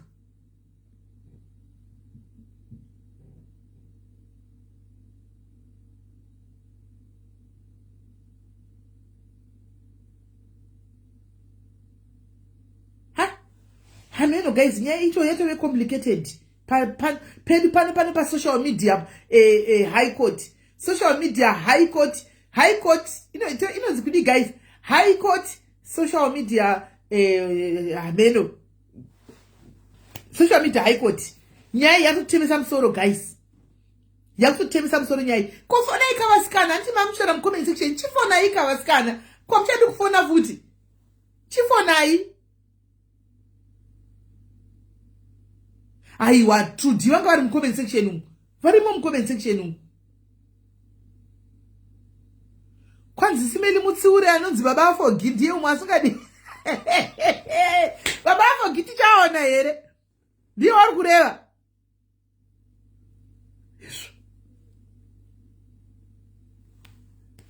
Kainana kukangaroo court. The people's court. Guys, we need to have a name, guys, for our courts here. You must choose a name, guys. We need to have a name for our court, our Facebook court. Hello, dear. Hey, hello, Simeli. Yes, Murise, brother. Right. Kurise kumba. Murise kumba kuri right. Ndatuda kutaura panyaya musikana uyu Simeli kuti inonga isiri good advice ikuti aende kunozvipereka kumapurisa because agara ataura kuti kune mapurisa ari kutoziva nyaya yekutanga kwayaita plus zvachitaura kola bva kubva uyu kuti izvoni nyaya iri kuinvolva vanhu vakawanda kuna vanhu vakamurowa hazvizikanwa kuti fight chibhakera chakaita kuti azosvike pacondition yari ndechipi uye kwaakazopedzisirwa kwachitwa treatment papachinzi vakatraya vachizobvunza kuti madrugs asinoita zvemadrugs saka nyaya yika haisi yekuti timuti iye kamhanye kukurumidza kuenda kumapurisa because akangosvika vese vachabva vagezera yeye kuti ndiye ane nyaya ofu chizozongoshatira munhu kana nyaya iruzikana nemapurisa ngaangomira kuti iye mapurisa kana akumutsvaga akunzi ari pawanted nemapurisa ndopaanozoenda kupolisi uyezve musikana uyu handifunga kuti ane kufunga kwekuda kutiza zvodai anga ari munhu anofunga zvekuda kutiza asina kumbobvira uya kubaya live palive penyu asina kumbobvira awe muri kutoona kuti ari kutoratidza kuti munhu ari kutoda kutonzwisisa nawo because anga ari kufunga kuti ko vanhu vacho havasi kundifonera yes kuti asi kutsvaga sei yes kudai izvozvo kureva kuti munhu ari kutoziva kuti pane mhosva iripo but haasi kuda zvekutiza dai anga atorumwa itokonyarara ari kwaari saka handifungi kuti timutoenda kumapurisa izvezvika nokuti zvinoshatira iyi madoctors pamwe ndiwo ane problem we never know kuti ndiani chaita ane problem zveCCTV izvo kuti pane makamera maybe pamwe pabasa pacho hapana makamera but iye nenyaya yemaexplainirwa yakaita asvika kuhospital pamwe ndo kuchazobuda information yakazara iye ngaamire kusvika akuzi ari pa100 because sisi vemusikana wekufa uyu havasi kuziva zvinhu zvakaitika vari kuita zvekunzwa kunzi zvakadai saka ndo zvakamira zvekuti hakuna nechokwadi chizere chekuti chii chakaitika. Saka iye kana nyaya yake irizikanwa kuti kumapurisa kune zvakadai, so sinzi pakabayiwa munhu nebanga panofanira kuti munhu arapwe abva kumapurisa, paine police report, anongomirira same mapurisa iwo kana paine zviri kudikana zvimaererana nemusikana uyu vanofanira kungomutsvaga semunhu ane information yese inonga iripo, kuti timuti enda tinati kutomucrucify kuti ayo ngaende pamuchinjiko, of which inyaya iri kuinvolve vanhu vakawanda. But justice inofanira kuvepo kakuitirawo hama dzemufi. Justice yacho iri kuda kubva kuna aisizikanwa kuti ane era pavese ndiani, because awe pamwe kubaya kwaakaita kusvika kwakamburai, because akatomborarama kanguva yakareba, maybe kuti akasvika akapiwa wrong medication mukuzona. Saka hapana kuti titi ndosadati kuti nyaya iri kumapurisa, mapurisa ndiwo achaziva kuti pati pemambotaura muchiti munhu akauraya munhu wabva zvazobatwa 2 years later after munhu ndo chisemu chinokwanisa kungowapia kuitika, kwete tingomhanya kuti aiwa ngaende. Mapurisa ari kuita investigation, ngatingomirira mapurisa aite nyaya yavo kusvikira vachangomubata. Nditi madetails ake anonga asiya zvese zvinonga zviripo. Lafuta ndi ari kudzokera futi kuhospital musi weSaturday kutaura kwanga kuti mastitches Thursday ndi mangwana anti kuswera mangwana. Saka chingomirira ipopo paari kuenda kupapurisa ipopo paari kuenda kuchipatara kuti achanzwa kunzi chii, ofuchi kana iri nyaya yekuti ane mhosva anobva angobatirwa ikoko. Kana kuti timuti mangwana enda kumapurisa, tinoti kumuitirawo side rekuti plafuti munhu akanga ari kuzvidefenda, hatisi kusaidira side mutauro wanga ari kutaurawo nyaya yake, munhu akanga ari kuzvidefendawo panyaya yake zvinobva zvazoitikawo. Saka tisabva tanyanya kubva tamuitirawo zvekuti akashaisha haana kugona. Ameno murupa bataires. Aiwa ndikupanzwisisa. Maita basa the jury. Now one of the jury has spoken. Guys, let's hear the other juries that are calling in. Thank you very much, caller. Getting to my jury ari kufona guys nokuti nyaya iyi kai. Hai zvatooma. Hello caller. Hello Sismeli. Mushe muri sei? Mushe. And then let's go to this girl atauro mu payroll advisor kuti atsvage lawyer, because anonida kunarisa nyaya kuna lawyer, and then unotora vanhu vaiva zvambotaura nomukola mapurisa epahospital, but she needs to find a lawyer now as soon as possible. And also mamueda palive because that's fine, but chirega kuramba muchimueda as well, because achatorwa recording achatorwa anoramba achitaura. Saka zvikazonge zvizosiyana zvizomufambiri zvakanaka, because obviously are in shock as well. So I think it's best atsvage a lawyer, ataure nyaya yake kuna lawyer. All right. Okay. No, thank you very much, caller. Okay, thank you very much. Right.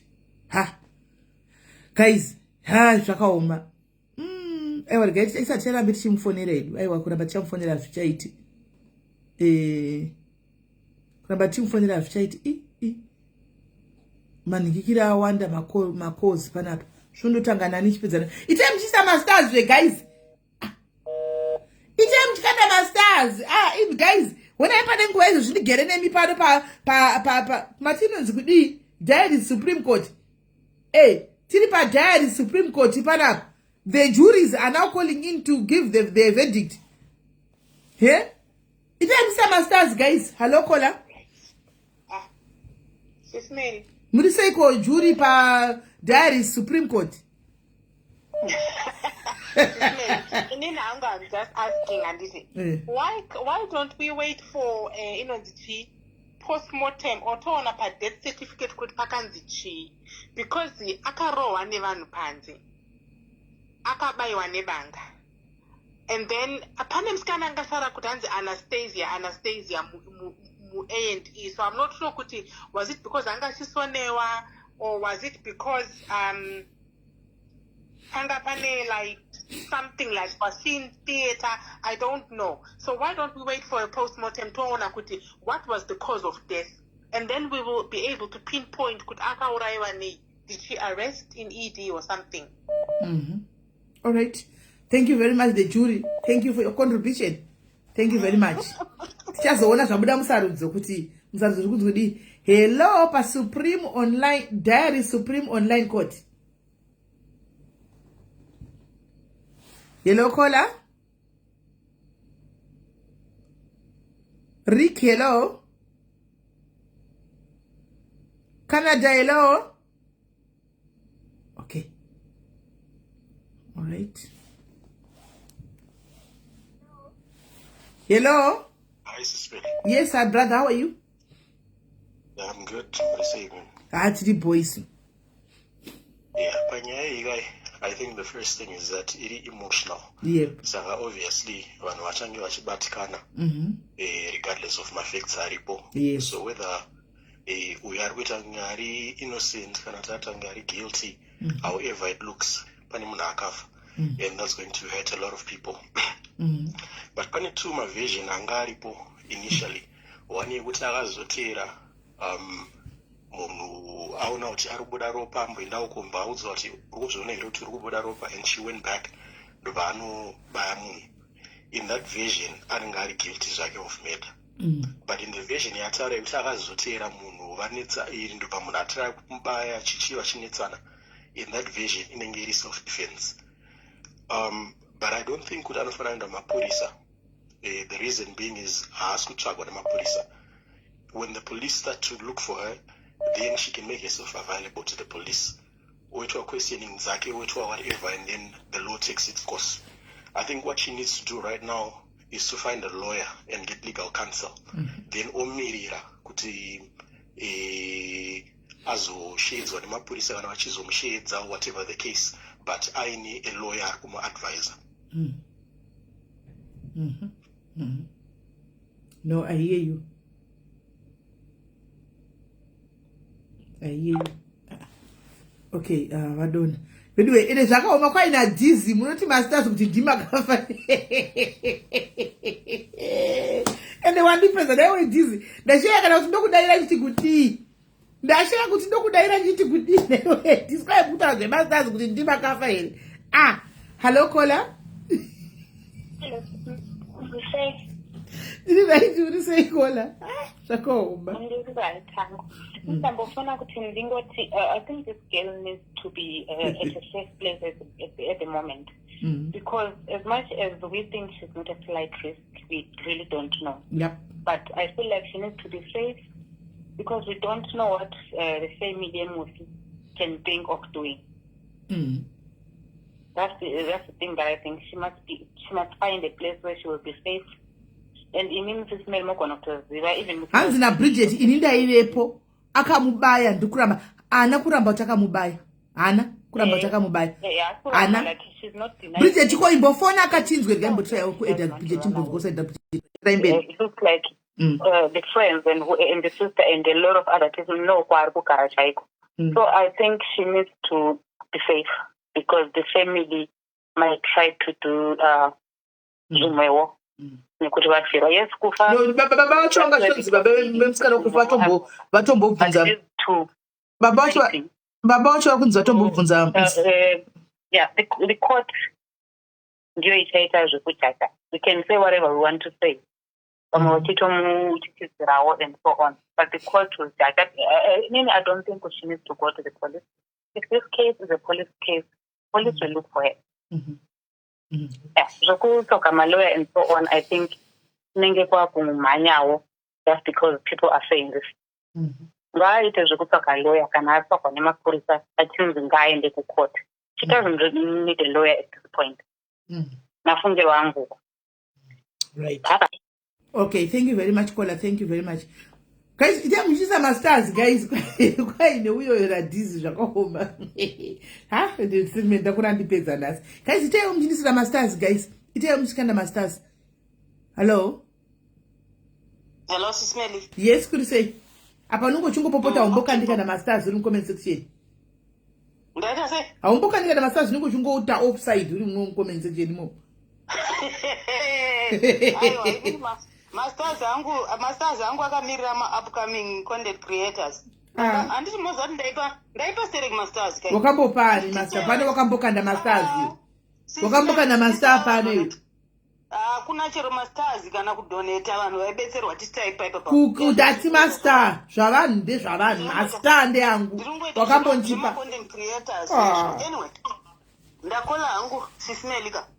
Ameno kuti munhu saka pakarwiwa. Munhu akarohwa nevanhu vakawanda. Ndo zvaataura but mwari kuzviramba meni. Tomboti the worst case scenario. Iye ndokuzoenda nebanga ndokunobaya.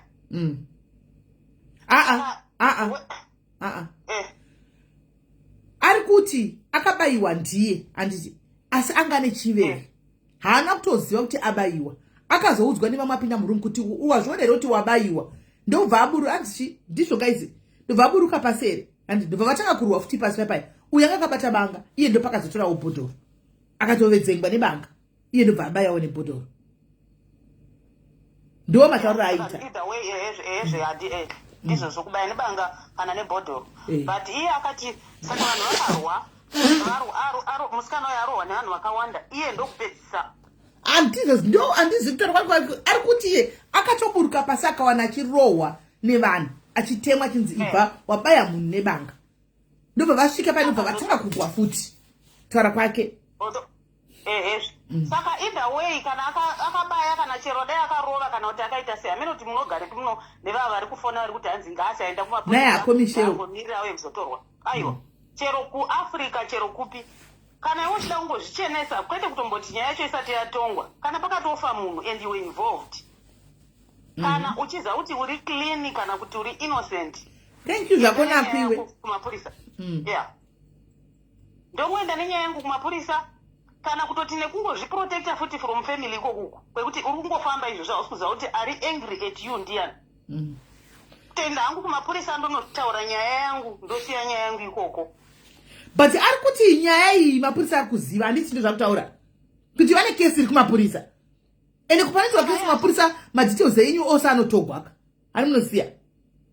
Osaka akatotorwa madetails musikana. Akatorwa madetails, but handiri kunzwa chinzi papa akatomirwa kunzi uyu akanzi unoda kuvhura kesi here, uyu akati handidi kuvhura kesi, ndoda kuti kana yazobuda titaurirane. Handiti thank you momuzi wangu 1000 stars, thank you mami. Handimona tikada kuvhura kesi here, svika uyu ndobva abvunzwawo uyu anga akanikira kuti iwe unoda kuvhura here kesi. Handimona madetails avo vese akatorwa nawo. Matonzwa chinzwa pakanyorwa report, police report. Mamudza achitaura wani? Saka iye ari kuvandei? Ari kuti handina kuvanda, handina kutaura kuti nezuro ndakatopfurai pabasa pavo ipapo. Mama waitaura wani? Kuti ndikatobvunza vanhu kuti hama haufa. Sisi vacho zvikazasati vaonekwa, but sisi vacho indataura navo. Ataura wani? Mamuripo wani kolawo futi. Aiwa sisi vacho handasvika, sisi vacho ndasvika vabva. Aiwa sisi havana mbouya, but ataura pano kuti ndakapfuura nepabasa nezuro. Indikatobvunza kuti matema wakapfuura nekupi? Ndikatobvunza sikana kuti kwemimi makaona munhu nezuro mukaita bedza polisi sei? Iye munhu akasvika kubasa nezuro, hapana apindura. Saka ndofunga district ngwe haipesa ndakuzobvuma manje uyo ati hanzi pamwe akaurayiwa nemishonga because ndanda kutoti unofunga zvakadaro izvozvo kana akachinzi akaenda kuhospital uyu. Saka nyaya yacho ndisedu takungoita busy. Ndosaka maunza ndichiti nini? Atotaura kati ndikudzokera ndikuenda atotaura kati ndikudzokera kunonzi ku review ne Thursday ku hospital. Ndatombofunga kuti bhuti vaya angachitaura kuti kana akaurayiwa nemishonga ndatofunga kuti it's far fetched, but ndikutoona kuti mu comment section it could be possible kana achinzi akaenda akanorariswa akaita sei. Saka amen. Saka iye azongonongedzerwa ega nei nekuti ndiye akarwa naye akachekwa akacheka nachika. Ndo vakagwa vari kutova ndo vakansoro fight echo vakabayana. Ava vamwe ndinga vainge zvokuti vakamirawo apo vachingokandawo mabhotoni kuti bva pano futseke iwewe bva pano wabaya munhu. Zvaya vari kurewo vachingokandawo ndofungawo. Anomuona kana kuri kuti zvakaitika. I don't know.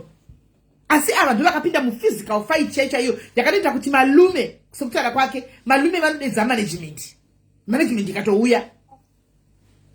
Hanzi vairwere kwasikana 100 zveingi yanga yadziswa 100 rand. Okay, ndasvika nyaya yacho yataurwa. Aiwa anyway, nyaya yacho aiwa ndeyemapurisa saka indanda kutongoti kweiye ari kutiza akavandei ndafunga ndauziva kuti akatotorwa statement nemapurisa. Aiwa statement kwaiririko. Ndosaka ndabvunza paya kwauri ndikati saka iye akamapurisa oindero kuti ndadzoka kuti kudini.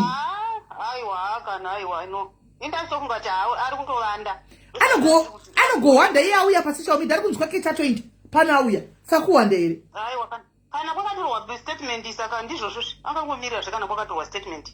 Saka ari kufona achiti ndo ndiri kutsvagwa ari kufonereko. Haana kufona chinhu kutsvagwa vanhu narrative payaya kwatiri yanzi tsvagai munhu uyu akatiza. Handichiri kuona. Ndiani ari kudaro ikoko. Vamwe vake vanoshanda vaangashanda navo ikoko ndo vari kuti vasikana vaina handichavahwisisi because nezuro ndakatopfuura nepabasa ndikataura navo. but ndo same people vari kufundisa narrative kusocial media kuti tsvagai munhu akadziza indakataura navo nezuro pabasa pacho ndakaenda kana kuri kunzi tsvagai munhu akatiza iye akatorwa statement nemapurisa haana kutiza munyaya iri kumapurisa Dre kwana. Thank you very much. Asikadi masters then stars make me worse. Shaman. Thank you, Prim. Regarding more than one present plus.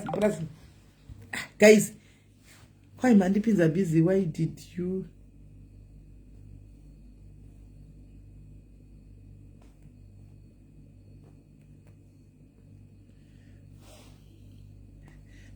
Guys, I time to tell masters, guys. Kwanzi, nemwana wangu kwanzi munakauya nemasters akaipa. Ona ima muzongo wakungoti thank you for the stars. Nendo kurika kutinda masters say ndinenda puwa masters.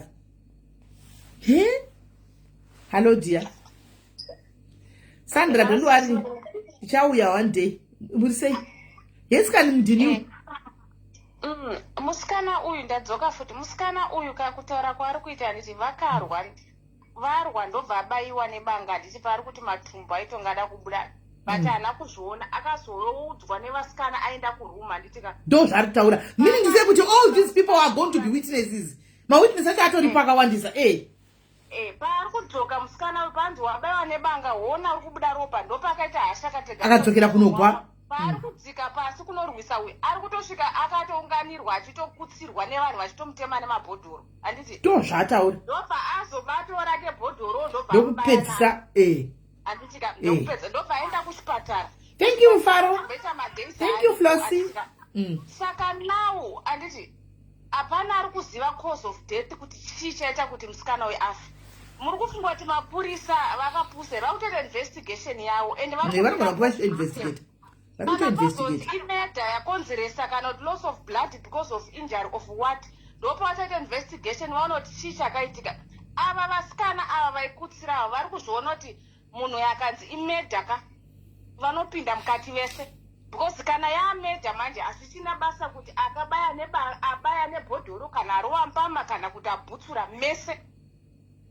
Saka vakuda kumhanya kufacebook kungwara uyu musikana ngaasiende kupolisi because akasiya madetails ake inanzi kutaura zveinformation dzimwe dzandangohwawo kuseruku. Guys, pane information imwe yandambohwawo kuseruku asi kuti ina handina kuona V11 yekuti ndiitaure pano inogona kunetsa guys because vanhu vari mukuchema asi kuti kune imwe information yandahwa kuti ndichaitaura pano guys aiwa hazviti family kune family iri kuchema guys but pane ka information kati pfuurei napandiri handiti maona kabuda futi museku saka ndiri kuti vasikana imimiwo vasikana mireiwo panzvimbo ka information kayakamandipawo iko zvino kuno kumochinja mutaura zvimwe asi kune vandipa ka information kuseri uko guys musadaro vakukandirana nyoka mhenyu dzatsoe musiri kuvaona vasikana vakubudikira izvozvo vari kukandirana nyoka mhenyu because vari kutya because vakaisa hendi handiti muri kuona kana polisi yakutsvaga musikana vanoziva kwekunomuwana because akasiya madetails ake dai ari kutsvagwa musikana uyu dai ari kuya pasocial media iri ende chiri kushamisa ndechekuti ari kutaura kuti nezuro akapfuura nekubasa kwacho apfuura nekubasa uye vasikana vacho ndo vakuya futi vakuti ari kutsvagwa.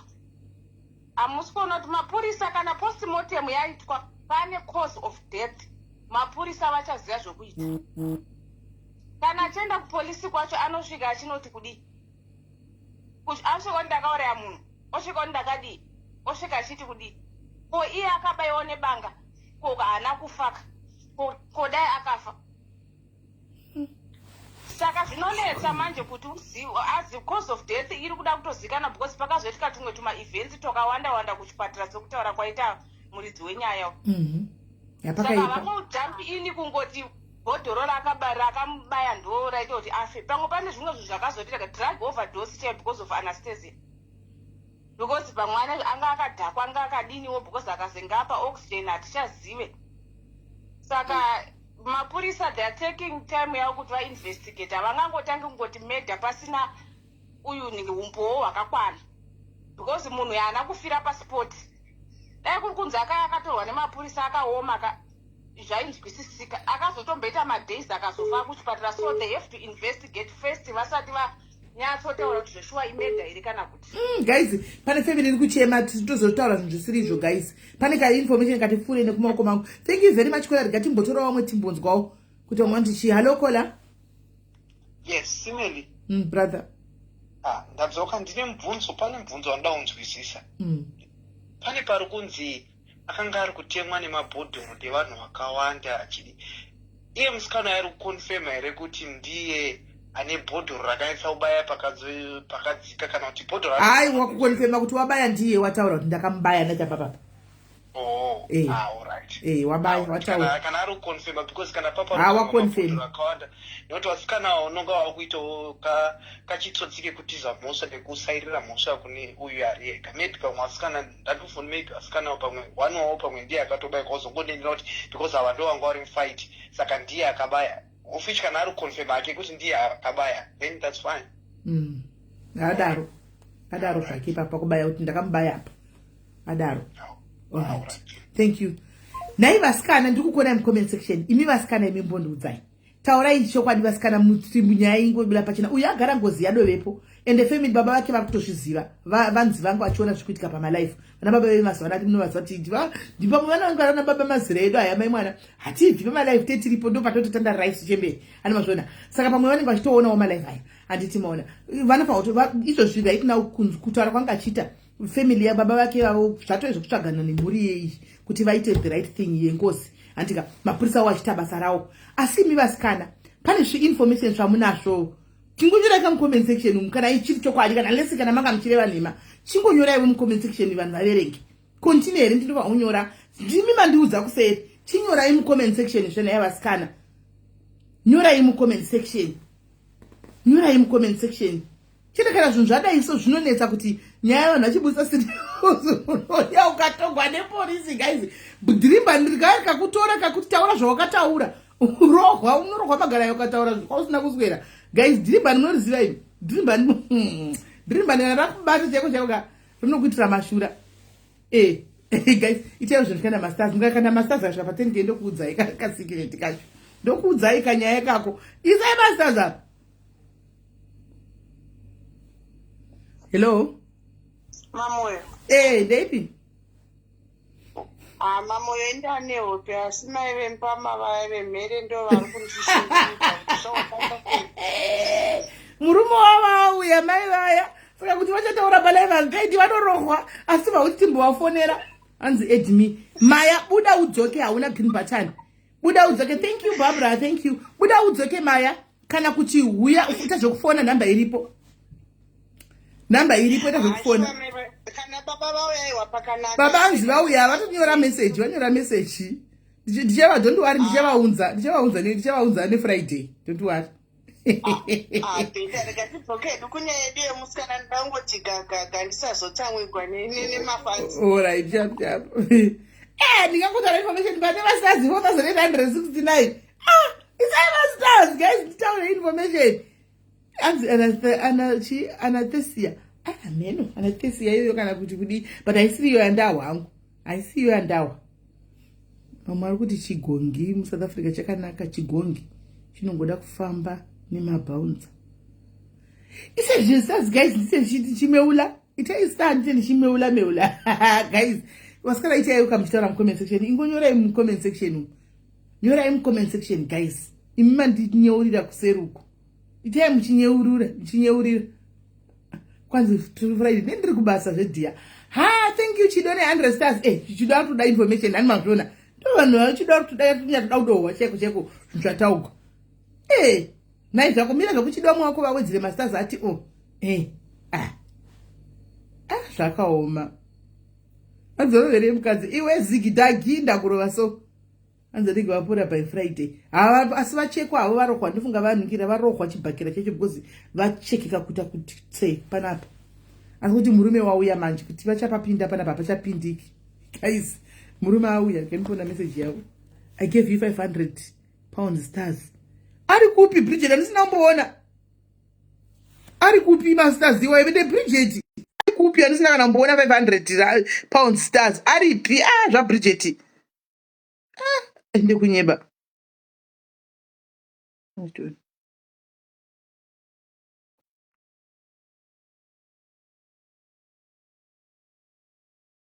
Okay. Rikaitiwa vafone tuone. Pane vati vanoziva nyaya rikaitiwa. Thank you Sis Mave. Thank you Sis Mave 100. Mire pana wasenda message. Hi dear. Hi, zviri sei? Masimberi mama. Ndiri right, muri sei? Oh, yeah, taona pa like team website kwa Molisa vekushaya vaida kuzama kukufonera hanzi pane nyanga isiri kupinda. All right. Okay. Yakamira kudai so ne. Like musikana kushayika ndotomuziva zvo. Chimbomira mabasa masters zvemwana. Chimbomira. Chimbomira masters game gets go yana kuda kutara nyaya zvizere. Kana masters guys ndimoti ndingangobva kubasa nokusvika nokuti go pano. Kuti baba masera sei kana kumbodi zvinoda kuzonogeza ndonovata mangwana ndomukanyi ndamba guys kana masters nditiro zviripo. Anza I love you Smelly. Bridget I know Stapat msa 29 wogadzirira ka Stapat. Chikanda izve guys masters. Kanda masters mwana ada kunyazo kurondedzera. Kanda masters. Kanda masters guys. Kanda masters. Kanda masters. Right chende rambera akoti mwana kutaura tiwe. Alright, yakamira kudai so like I think pa live in like on kutaura inside kwa Trisha ndito so like pane team side kwa Molista so like varipo roda kutaura something ngakupenzi kana nozi angakuronzedzera zvese zvakazara mumufonera ataura and so they were trying to call you ataura for nyanga isiri kupinda. Well, ndofika pava makozi mama ngachifonwa achipinda anongoti disturb saka no problem ngava uye zvavo izvo zvingava foni ora imendi vaudze mrendi vanda vaudze rafoni then muze maside yese musanze sai ndizvozvo aiwa ndizvozvo chaizvo ndizvozvo ndizvozvo ngava uye avo kupe one wacho kupe number dzake then akufoni mudzera akufonere. All right, no problem izvo all right sharp 29 November Beth next week Friday yeah munenge muchihaipa muchichinjana ipo pano guys tinenge tine nyaya dzedu dzinopisa tichiita nyaya dzedu mopinda mohaipa toenda kunyaya mopinda mohaipa tichidada saka ndimi muchake muchihaipa. Thank you Ruru Jones. Ndimi muchake muchihaipa pano tichihaipa pano the guy tinzwe vasikana vari kunzi kwaduwe nemasaidi kwai kune saidi ra uyuyu kweta saidi ra uyu handizivi regaitiwe saidi racho riripo kwai vemba mavata vaya vatorwa vakavata vaya vatovata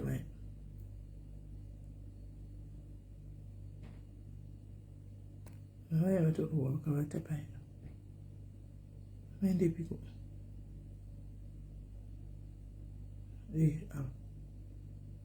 sisi ndakutya kudaira baba vaya vauya ndocha kutoitwa foni mangwana masikati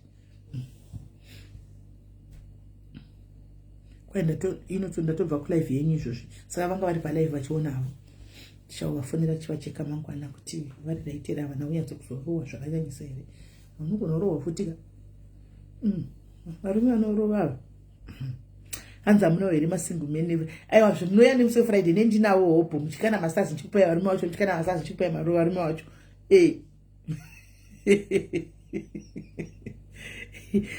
zvazvainjana nemuchinjana pano mogara mukambokwirawo mumboburukawo mokwirawo thank you Zoe mukakwirawo moburukawo mukakwirawo Zoe mokwirawo haipa wodonha Molino wopindawo haipa wodonha Precious wopindawo haipa Beth wopinda chikwaenda takadaro kwai mukomana wayade yangu tamirira rega timirire vacho vari kunzi vari kufona rega tiona ndifunga ndivava let me try and go back this one I think they are chete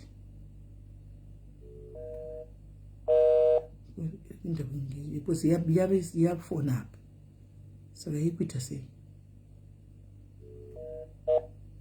amene vari kutaura naye. Thank you for June 20 stars.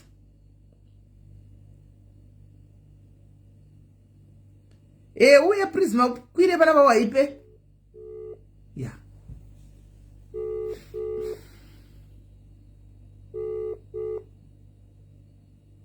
Hello. Hello. Hello. Yes, kuri say. Hello. Kuri say. Hello, Sismeli. Yes, muri say. Ndiripo. Ina handisiri nangu mumwe wemunhu anga aripo but pane comment yandaungosiyawo. Okay. Nyaya kano is not adding up. Just because musikano yari kutaka discharge on Sunday. Molista akashaika on Saturday. Asari kutaura apa akasvika kubasa akanodza vanhu ndindaona Molista ndakusiya ari mupenyu. Nyaya yacho haisi kunyatsosangana. Handisi kuti ndanzwa kuzviraitika kuti ndanzva zvisiri izvo ati kana ndisina kukanga muzodzokera kumasure munzwa ndazoti ati ndakadischargwa neSaturday but ndakazobuda neSunday so kunzwa kwandaita amenoti ndine kana ndakangaza kunzwa vatari kuti paakasvika kubasa akanoudza vanhu kuti Molista ndamusiya mupenyu. Saka outcome kuti Molista akafa on Saturday then wakunzi Molista ndamusiya ari mupenyu akasvika kubasa kuti Molista ndamusiya ari mupenyu sei Molista anga afa Saturday. Handisi kunyatsa kuziva ipapo handizivi. Kuti kana ngononga achitara zvekunyeka kuti konzwa kuna vamwe vanga varipo kuKempton Park kwacho. Alright, no, thank you very much Kola. Right, kuvasikana vacho vari kupi kuna ndatofonera zveyava ndikati ndiwo.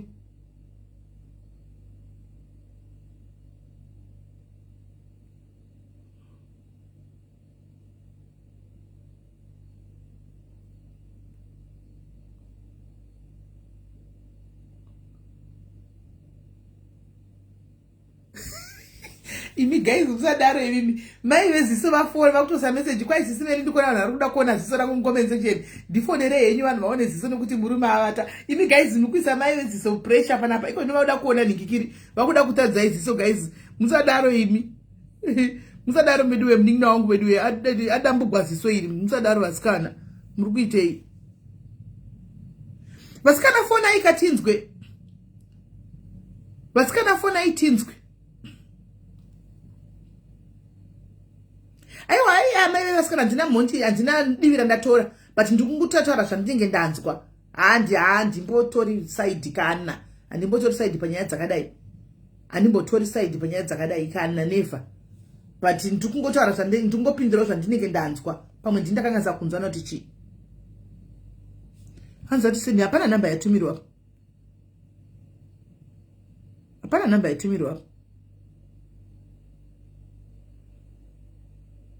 hapana namba yatumirwa wine nifona ikatinzwe handina namba yatumirwa so far.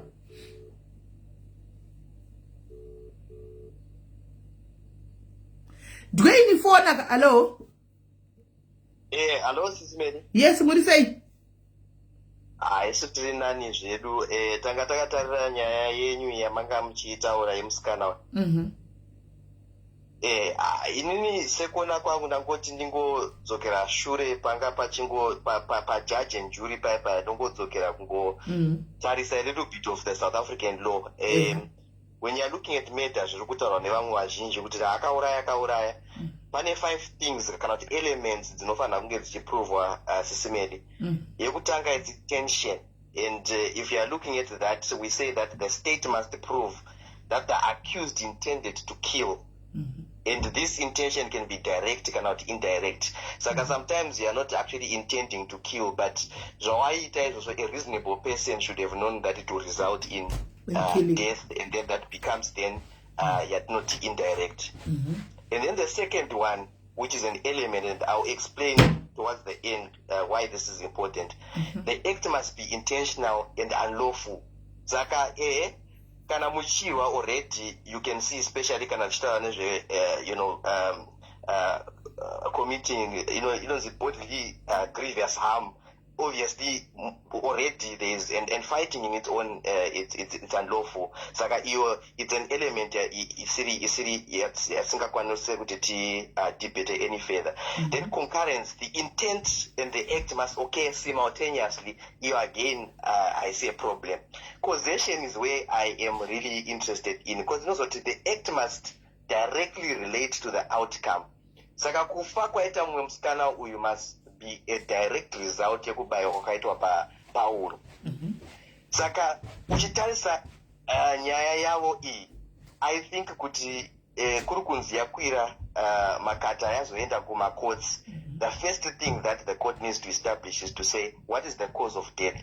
Saka tense tisati tauya tajaja nyaya iyi kuti akauraya kana haana, I think the first thing that is very important is that post-mortem kutitudze kuti was it a drug-related issue, extenuating circumstances. I think pane Colombo yakataura kuti panogona pane ma-extenuating circumstances.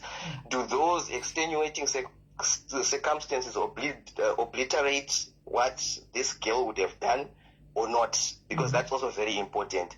And then where it's actually found, no, the cause of death is related, then is related by wakaita musikana wepauro. Then we go back now to that element of intention.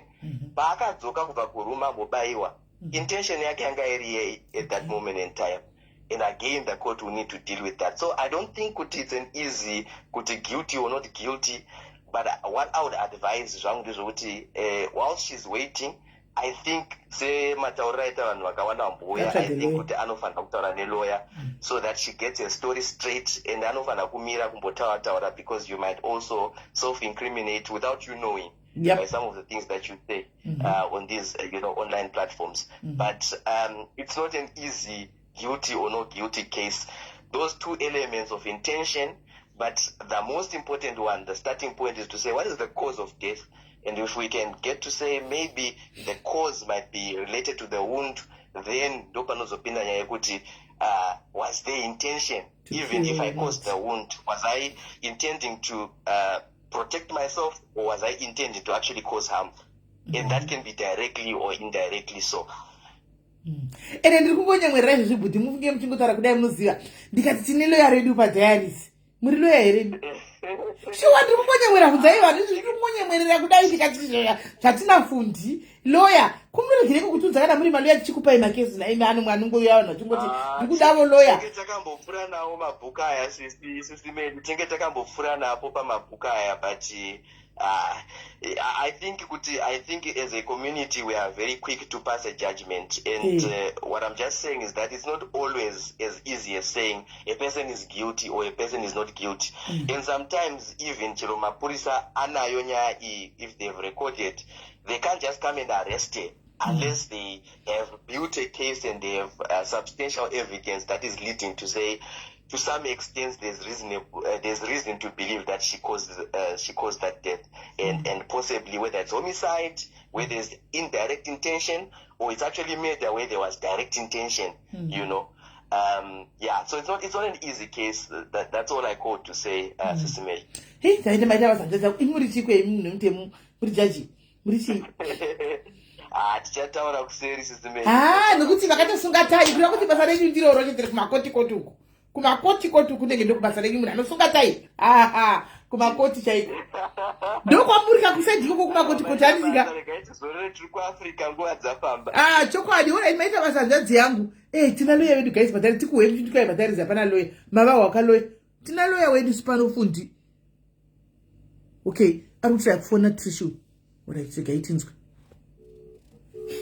Arutira kufona Trishu.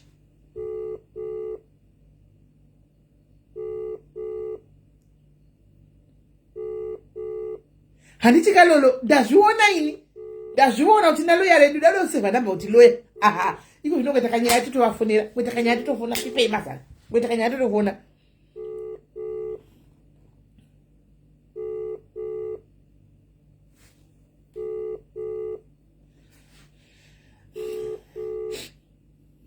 Kwafona wandikutoya kuritena back call yake.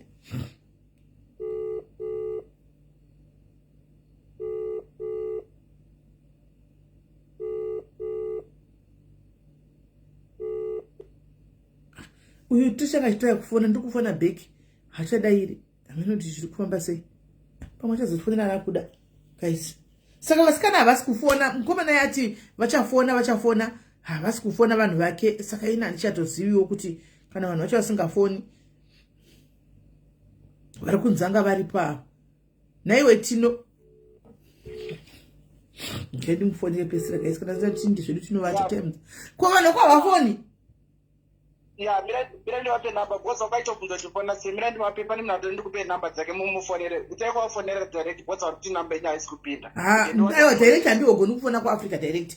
Asi mukandipa namba ndova handipari paWhatsApp ndongofona. Mungofona ndivape mumba mambo ndokokusira vari paWhatsApp. Alright. Kisatoni. Musa. Ndise mums.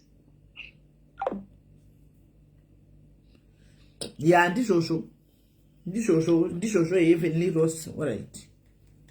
Keitoni namba. Chitime kuti wangu chinde wane kuinda kunogeza tivati. Time dzafamba idzi.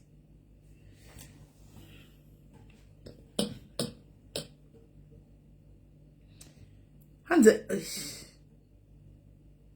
the tight in the building. Tight.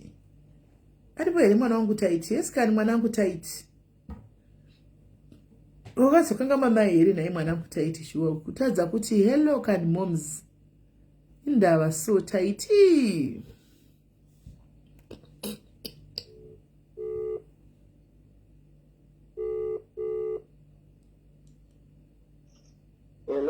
Hello, tapuwa namba yuka idima mulipoka hapa nyaidi.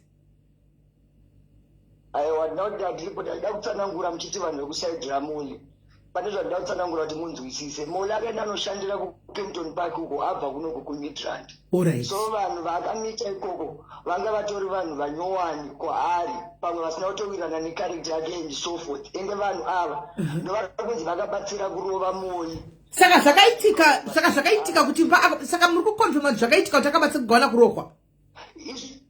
Isusu vekuMidrand isusu kunokuka hatisi kutombosapota musikana anonzi Trishi because ega kuti ndakadziruka ndikaona Muli achitorohwa. Yes. Kempton Park iro riri kutomusapota because riri kuziva kuti nyaya ikaenda kumberi vakaisa hand inenge anoislota kana munhu akazofa after madays. Intent yakadziruka inayo akasvikobaya nebhodhoro nekumashuro anotoongororwa mameters wayo necourt plus akatomusteba from the back which means aidefenda achipa akasteba munhu from the back.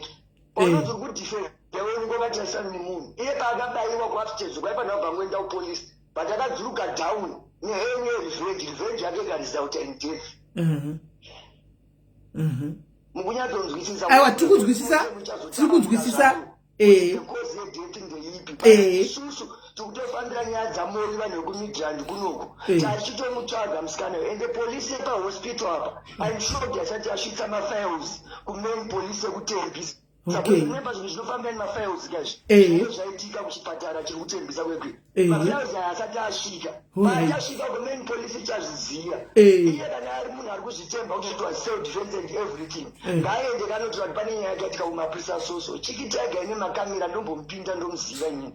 Inawo polisi ikauya achikumbira those cameras inopiwa. Avanotopiwa. Asvika kubva kuchipatara. Vanotokuwa avatombokumbiri vanotodhimanda kuona makamera vanototora makamera. Vantu matora by force ava nokuKempton Park vakutongosvikira musikana havana kukwanisa kuripota kuti ari panapa munhu akauraya Muli because they knew kuti vanga vaine hand vatombobatsira kurova pasi. maZimbabwe ana kupusa kangwana ari kuziva kuti mawana. Saka okay paari kuti ndakasvika nezuro pabasa apa pandandichitinise vasina kudedza mapurisa. Vanhu vake kave kuKempton Park. But vanhu vacho vekuKempton Park avaona. Ona brother. Vanhu vake vekuKempton Park ava ndivo vari kutomusungirira mhosva uyu kuti izvese zvakutaura izvo ndezvekunyeba mungasungwe akauya kadai ndivo vari kutomusungirira uyu Trishi uyu. Handifungi kuti vanhu vake. Havasiriwo vanhu vatoita maefotesani vekuMidrand including mumwe anonzi Dwayne Gideon watinototamba naye kunoku ndianoisa post and everything.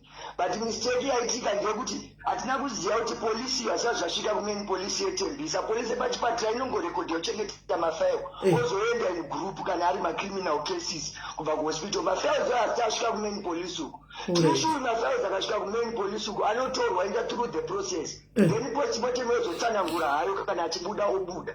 But kusasungwa kwakusi kuti polisi iri kuzviziva isi kuzviziva izvi zvinhu izvi. And remember foreigner to foreigner tete tiri kuSouth Africa. Izvo ndozviziva zveforeigner to foreigner aiwa izvo ndozviziva vanogona kutozviignora zvekutodaro ikatongoshaya value kana kutozongomusunga. Vake vanotoshanda navo ikoko kuKempton Park vari kutoti hana mhosva Muli was so because they knew kuti vakamurova pasi vari chigroup. After 3 days nyaya inochinja modzoka memotorwa. Aiwa tikutoifollowa andozi yako ndinokuseva namba yako tutoifollowa nyaya kuti tikuzowana nyaya tikuzodzoka tichipa feedback kuti nyaya iyi yakapera sei tikutoifollowa but chiona iyi mimi manje kutembisa main police station anoti nyaya yangu yakati kaona kuti iri kweri nyaya yake ikoko Trishi haiko kumain police station nyaya iyoyo. Mafiles asati aenda polisi patinenge ichichengeta mafiles ichichengeta ende kana vakatoziva kuti yamedha case achangoenda ka1 nepostmortem report kupolisi uko. Saka imimi munosimboshandirawo koko kuchili kwacho. Aiwa tinongopinda Muli anyuhwe personally Muli she was a friend. Alright. Anogara muarea mandogara kuMidrand ndokwaimbogara. futi anosanga vachinzwa kuti kufonera ndevekumidrand vasekucampton park kwakazi ndakuenda unoita self assailing yake vekucampton park ava vari kutovhika ndevari kuti treasury right and so forth because vakarovawo moni pasi apapa danga ari umwe wavo vaigomungandira vachimuri vaposhaka kana one ari kumusaidira pafunge ipapa waivakashaka ipapo mune point asi pane vanhu vaimuri wavo obva aikoita wrong zvekuti bhawari sarisi kusaidi kwake kana ari umwe wavo ipapo mune point ipapo you got a point angachinja kwekunohaselera moni zvekutoti ikoko vanga vasingatomudoro wati kana ari kuzvitemba nisikana ngaaendeka patembisa police station paipe asvikoona kuti nyaya iripo haipo neamafels asati aenda and its unfortunate kuti iti zimbabwean to zimbabwean pakashayikwa follow up inongofa yakaloda pakashayikwa follow up imanslaughter ko imimi madii kuchinoripota imimi madii kuchinoripota mangwana takutonoripota bhozi utona tatomeka kujaikanika kuzvitemba nevanhu vake vakarova vasitombori remorseful mangwana imi mochimuka moenda kupolice station kwachona monoti koko kutembiseko komotora pane nyaya yakadai tiri kutounganidza mari yamori yechema izvozvi kunokisiswa vanhu vekumidrand and wati tinoti like muni angasina mafriends anomusapota avo vanhu vakucampton park avo vakabatsira kurova ende tirichi vanga vagara vachishanda naye bvunzai kuti molanga nenguva yakareba sei achishandira ikoko anga achangoenda ikoko zvekuti kwamusina kana mafriends ake zvekudaro saka muri kuona nhetsa kusapota zvinhu zvisina nebasa rese apapa iyi yatomeslota ngatonamata kuti postmortem itaure otherwise ikasataura otherwise postmortem achataura vamwe vake vakarova nawo pasi saka zvichinzi musarove mbavha kana kuunganira munhu muchimurova munoenda mese bhosi zvibagera hazvikaundwe kana mabhutsu akaundwe zokakika mangani ko imimi ndimaitamba namoli hamuna chimwe kagwere kana kaimbokudzayo kundina kana kachii hamuna aiwa mulanga sina chirwere chekuti tingataure kunzi chemwoyo kana chechii because munhu ataurika munhu ane personal information yake yaanozokipa but kana yagona kuuya nekwandiri neumwe munhu pamwe mise friend munogona kunge makaudzwa kwakurungobvunzawo zvangu aiwa ndangodai maulanga chinzi ari kurwara tete chakazoinstigata kubayiwa from this fight ndopa pane intent yacho zvisina kufa chakauya chirwere ichocho asina kubayiwa from back from this fight chigwere chacho chaari chataugwe papo ameno handizoziva hangu rega itione postmortem because chinogona kuve chinenge chakaita contribute chigwere chacho mukachiziva ameno kuti munotendera mutingotaura hainanzi kuchiziva chigwere cho but andingotira nchekuti kana musikana ari shuwa kuti nyaya yake iri kupolisi ngaende mangwana ati ndiri kuharaswa nevanhu kunzi kuti vari kudhipraiva marights angu vandiposta pa100 guys polisi imuprove kuti nyaya yako tikuiziva takaihendera so kana ari shuwa aiwa but midrand iri kumira nemunhu wayo guys midrand ndo vanga vachipenga nadwaini vanga vari kupenga nadwaini aiwa ndazoandastenda mabhurura ake dwaini ari kutoziva chokwadi chiri kuitika anotaura dhanzi akakawadiwa vagwadziwa shuwa shamwari dzake idzi shame kuti vanhu vekucampton park mondiro dzatomhondi because hadzisi kuda kutaura chokwadi dai vanga chitotaura chokwadi chakaitika taingochema pamwe chete ndizvozvo taingochema because iye pacho zvake ega achapika jere trishi mupfungwa besides kuenda kujeri munhu haisi huku tete kokunhingikiri imimi pane information iri kutopinda izvozvi mufoni mangu kucampton kumidrand akanga abvirei aiwa ipapo ina handisi kuziva because kuti anga abvirei kumidrand because pamwe angasingaite mari or what hauzozivi because ane mapersonal decisions dzake okay akungobvunza angu based on zviri kuunzwa pano kuti pari kunzi anzi kukoko kuti abve kumidrand aende kucampton anzi anga adzingwa ikoko kumidrand ikoko pane munhu angadzingwe mumidrand munhu angadzingwe kuchitungwisa kana kupi ndoreva amene kubasa kubasa amene chitedzera vanhu vanenge vangotaura uyu munhu atotaura munhu wekwenyu ikoko kwari kutotaurawo izvozvo kuti anzi angave nekakuita anongoenda uyu pamwe itoriwo mhondi futi iyo itotaura izvozvo because adi kungofona azvitaura apa kana adi kutaura zvinhu zvechokwadi sezvandiri kuita izvi handizoziva hangu ipapo handizoziva zvinhu zviri kopeni zvisingasungise zvinongotaurwa kapachena sezvandiri kuita kuti zvavo zvakamira so ingatiri kutaura wani kuti ini ndiri kungoti musikana ngaende through the process inoenda munhaure yamo akakliwa nepolisi zvichinzi postmortem yati hasiri yakauraya then it will be settled isusu tesina kana pressure because zviri kuitika izvi anosuffer from mob justice because kuchasara vanhu vane magrievances and everything kana ari sure kuti nyaya yake kuzikanwa nepolisi ngaenda anovaudza kuti polisi ndiprotecteni yangu muri kuiziya ndakupotwa nchinzi wanted so that anova safe. Hameno ngatione kuti kwai chino kuti kuri kunonzi hanzi muridzi webhawa kwaaishandira kumidrand akanga amudzinga iye Moli nenyaya iyoyi yekuti hanzi anga kuti akakupenga chinesana chigwa nevanhu everyday achiburusa iro banga rake iriwo. Saka zviri kungotaugwa munikikiri hanzi nemadhi achita zvemadrugs zvipane munhu akutonyora wavanoshanda waishanda naye kuko kumidrand kwenyu ikoko akutongosendawo zvake information pafoni yangu ipapa. Kana ari shuwa kana angobuda pachena anotobatsirawo tishu wacho kana ari kutaura chokocho. Haisi nyaya yekubatsira hanzvadzi yangu aiwa haisi nyaya yekubatsira iyi nyaya iyi polisi ndo ichapedza isi kungotaurawo zvedu savanhu ari kungofona but nyaya iyi inoda polisi zvokuti tingati kubatsira kana aiwa asataure nonsense behind the back because chiwe kumidrand munhu akadaro asi right anotokwanisa kutozotichera isusu achitaura zvinhu zvisiri zvakawanda munhu akataura chokwadi anobuda pachena tete ndizvozvo zvakaoma. Inini ndiri kungoti uyo ngaende through process inoenda munhu wese anenge aitwa involved panozofa munhu. Vakawanda vanhu vakakiliwa nemakoti in self defense wese hatisi koti katete but ngaende that process kwete kuti isusu hatatonga kunoku isusu kudhayaris kuti aiwa hana mhosva yeself defense padhayaris supreme online court imagine kana ndimiwo zvenyanzvadzi ngaakiliwe nekoti munhu iyeye akakiliwa nekoti even iye conscience yake inenge yakachena ngaakiliwe nekoti kana achitaura zvanga achitaura zvezvo tichimunzwa nekoti but pane chinhu wani chandabatisisa tete chaataura chekuti even vakandidedza mukoti nonochitaura ndakadzuruka ndikanobaya Moli but ndakamuwana kutorwa kudhara paakadhubhauko intention yanga inayo patoverengwa mameters wayo kuti wewe time to think. Inonzi haisiri here inonzi premeditated murder. Itori premeditated because iye anenge time yekufunga kuti ndingabayiwa ndikanditize ndiende kumapurisa but to go back and revenge. Ipapo zvake mahwana ake hatingambomuyepera. Yapakaipa regai tigovona kuti mangwana achi tingomuperekedza kupolisi kwacho mangwana ainde kupolisi ndichangofanira kuti tichiende kupolisi paya ndiri pafoni tichitaura nyaya anti tiinde kupolisi tiwe kuti inini ndichatsvaga vamwe vangu vakuru vari kunoku kumidrand vatora nditoziya Moli atori kuwana mukoma vari kunoku nemasisters edu anitoziya Moli toenda kupolisi kutembisa kana ine nharo zvaari kuti hanzi akakiliwa nepolisi polisi epachipatara ndosaka ari kuchipatara ina basa iyaya ndosaka ari kuchipatara pane munhu akambosungwa nemburudzo kuchipatara sinzi but vhani inotozobva uko kana paonekwa kuti nyaya iri serious. Okay. Ndosaka iriko ina basa chireve kubvunza mapepa kuti hauna mapepa ari ingoita kuti South Africa ikwanise kubvunza pachipatara haina basa inongonyoro maripoti mafeodzora azotorwa. Yapakaipa aiwa maita basa hanzvadzi tikukunzwisisai kuti muri kumariro muri kutochemawo mumwe wenyu saka tikuzvinzwisisa. Kana ari shuwa mangwana na 8 patembisa police station ngawe tisangane isusu nekumidrand tiripo yaipo polisi yotudza kuti awa takamukliya takatora statement it's over kuti anobva achitora aiwa go kana ari shuwa nazvo izvozvo.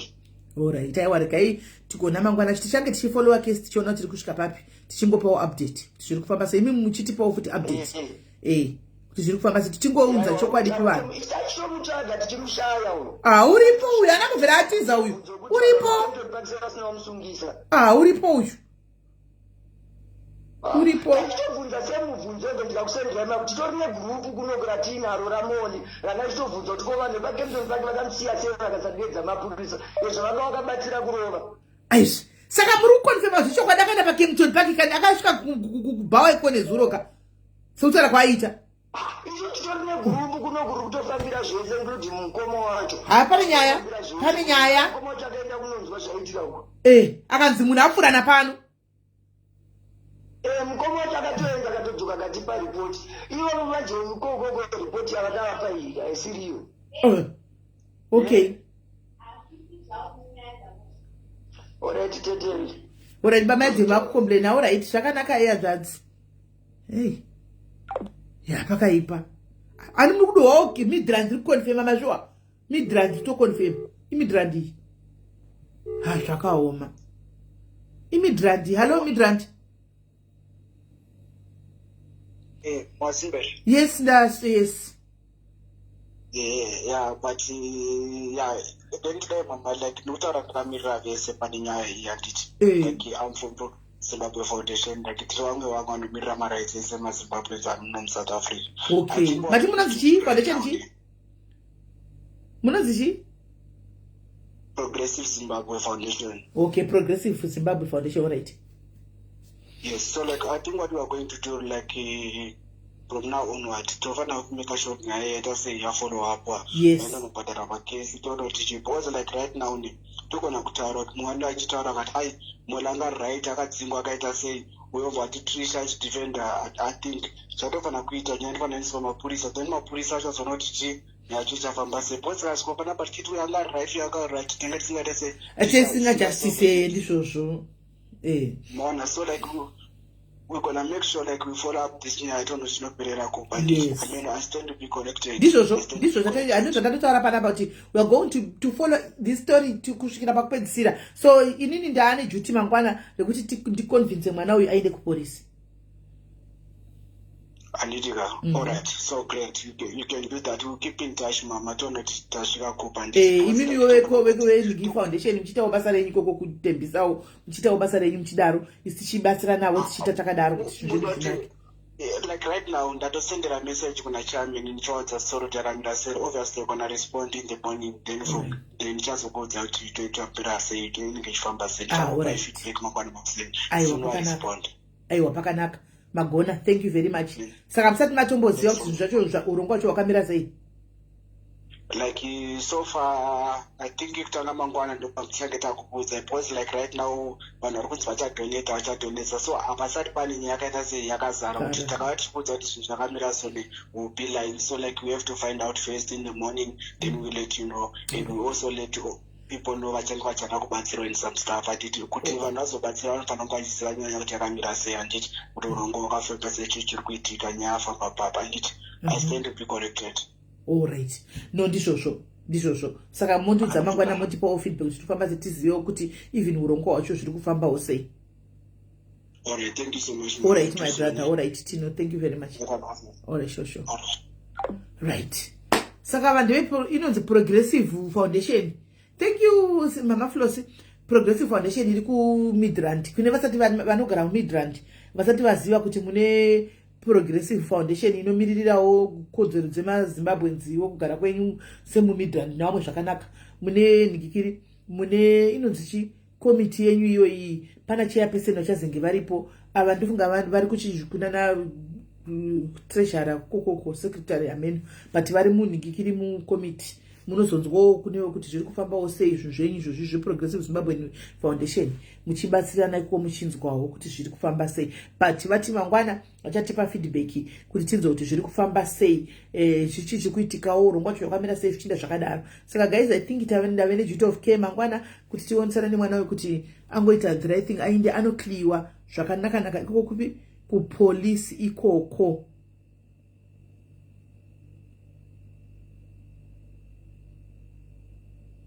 Andichika kwaitawo umwe ari kufona uyo ari kuti anzi vanhu havasi kufona because voice unozozikanwa vasikana handisoka siri kufona manje kuti unopinda kuChiki Tiger okay vanenge vasingazikamwi kumakumba kuti vanopinda kunana Chiki Tiger uko saka vakazofona panyaya dzakadai vanhu vasikamwa nehama neshamwari dziri pano kuti vanopinda kuChiki Tiger saka apa ari kuti izvo apa une uchizviita private okay saka zvinhu zvavo vanenge vachiita private kuti zvisazikamwe uko saka kuti azofona achitaura kuti nyaya ndakaona zvakadai idzo nyaya dzemabhawa kudai hazvizoiti anoona saka ari kungoti anzi all I can say Trisha agara zvenoizi ndo zvake uyu ndi Trisha ari kunziwo zvenoizi zvagarawo ndo zvinhu zvake zvenoizi imi topano yasei nyaya yekunzi ukatamba nebanga unofa nebanga anoona kwaiti chivo yagaravo ndo chivo ndewe noisi kumabhawa ikukuko andimaona so ndo zvavepo saka haneno saka kwanzi vanenge vasingazikamwi kumba vamwe vanenge vachitori nevarume vavo asi vachiita side hustle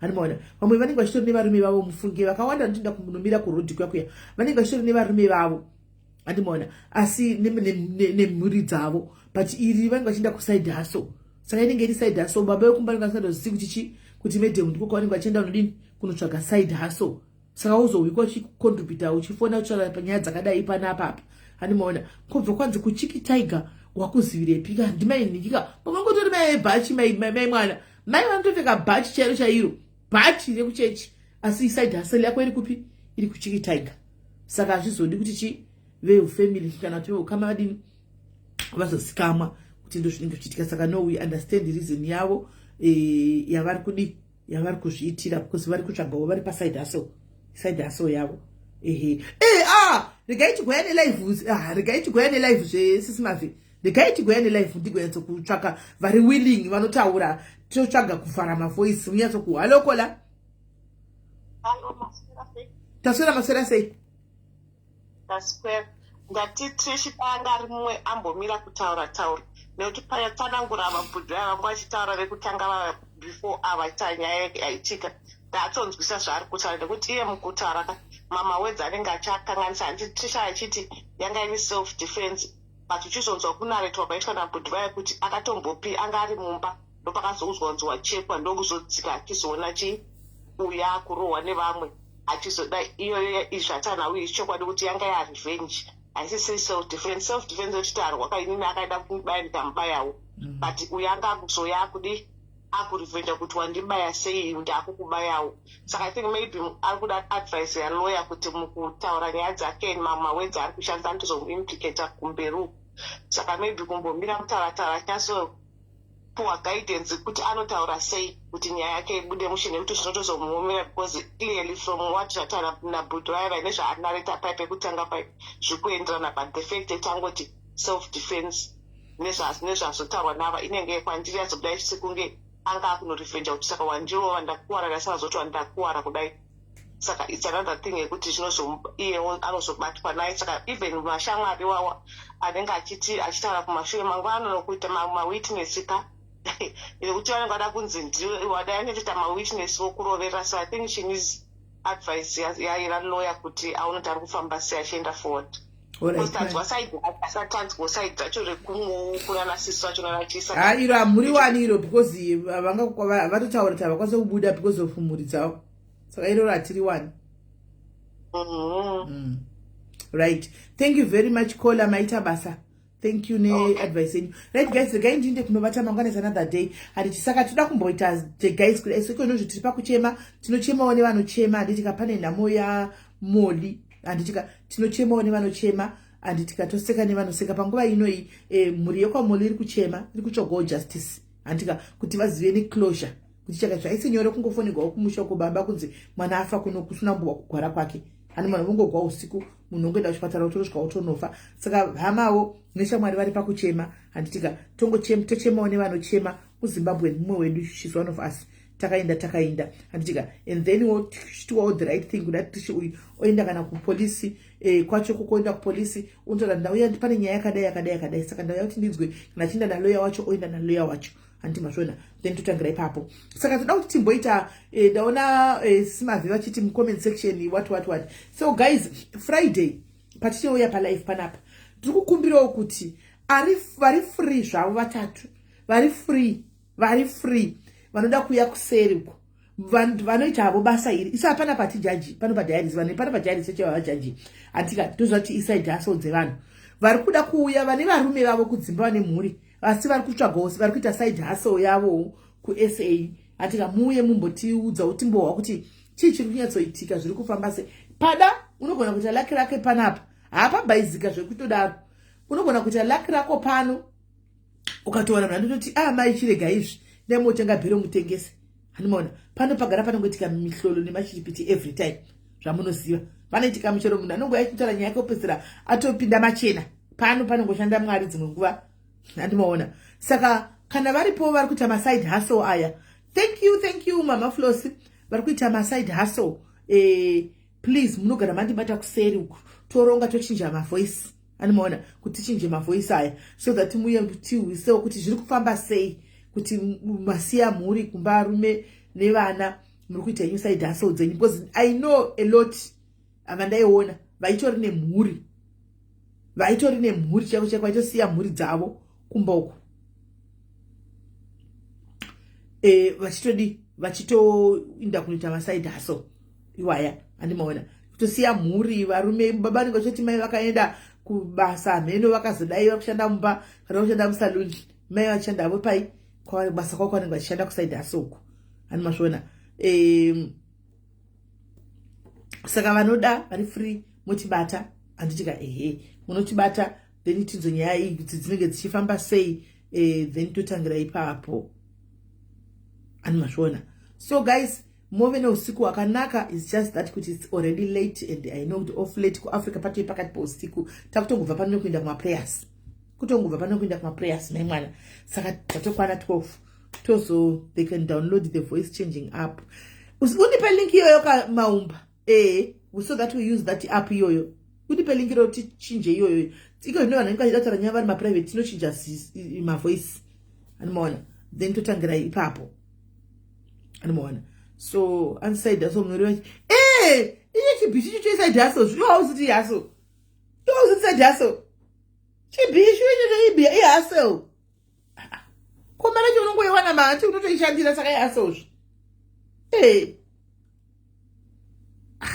hanzitipe time aiwa friday maskati friday maskati chero friday maskati because ndendiripo sanenda kuita maskati kuita zuva rovira ndigozobika saka maskati imungozati muri ahead ne 2 hours chete kwachibasicho chine ngozi asi isadhaso nemusikana basa remangozi aya basa rengozi zvakaoma. So guys, regai ndinde tobatana nemusi weFriday muve neusiku wakanaka. God bless you.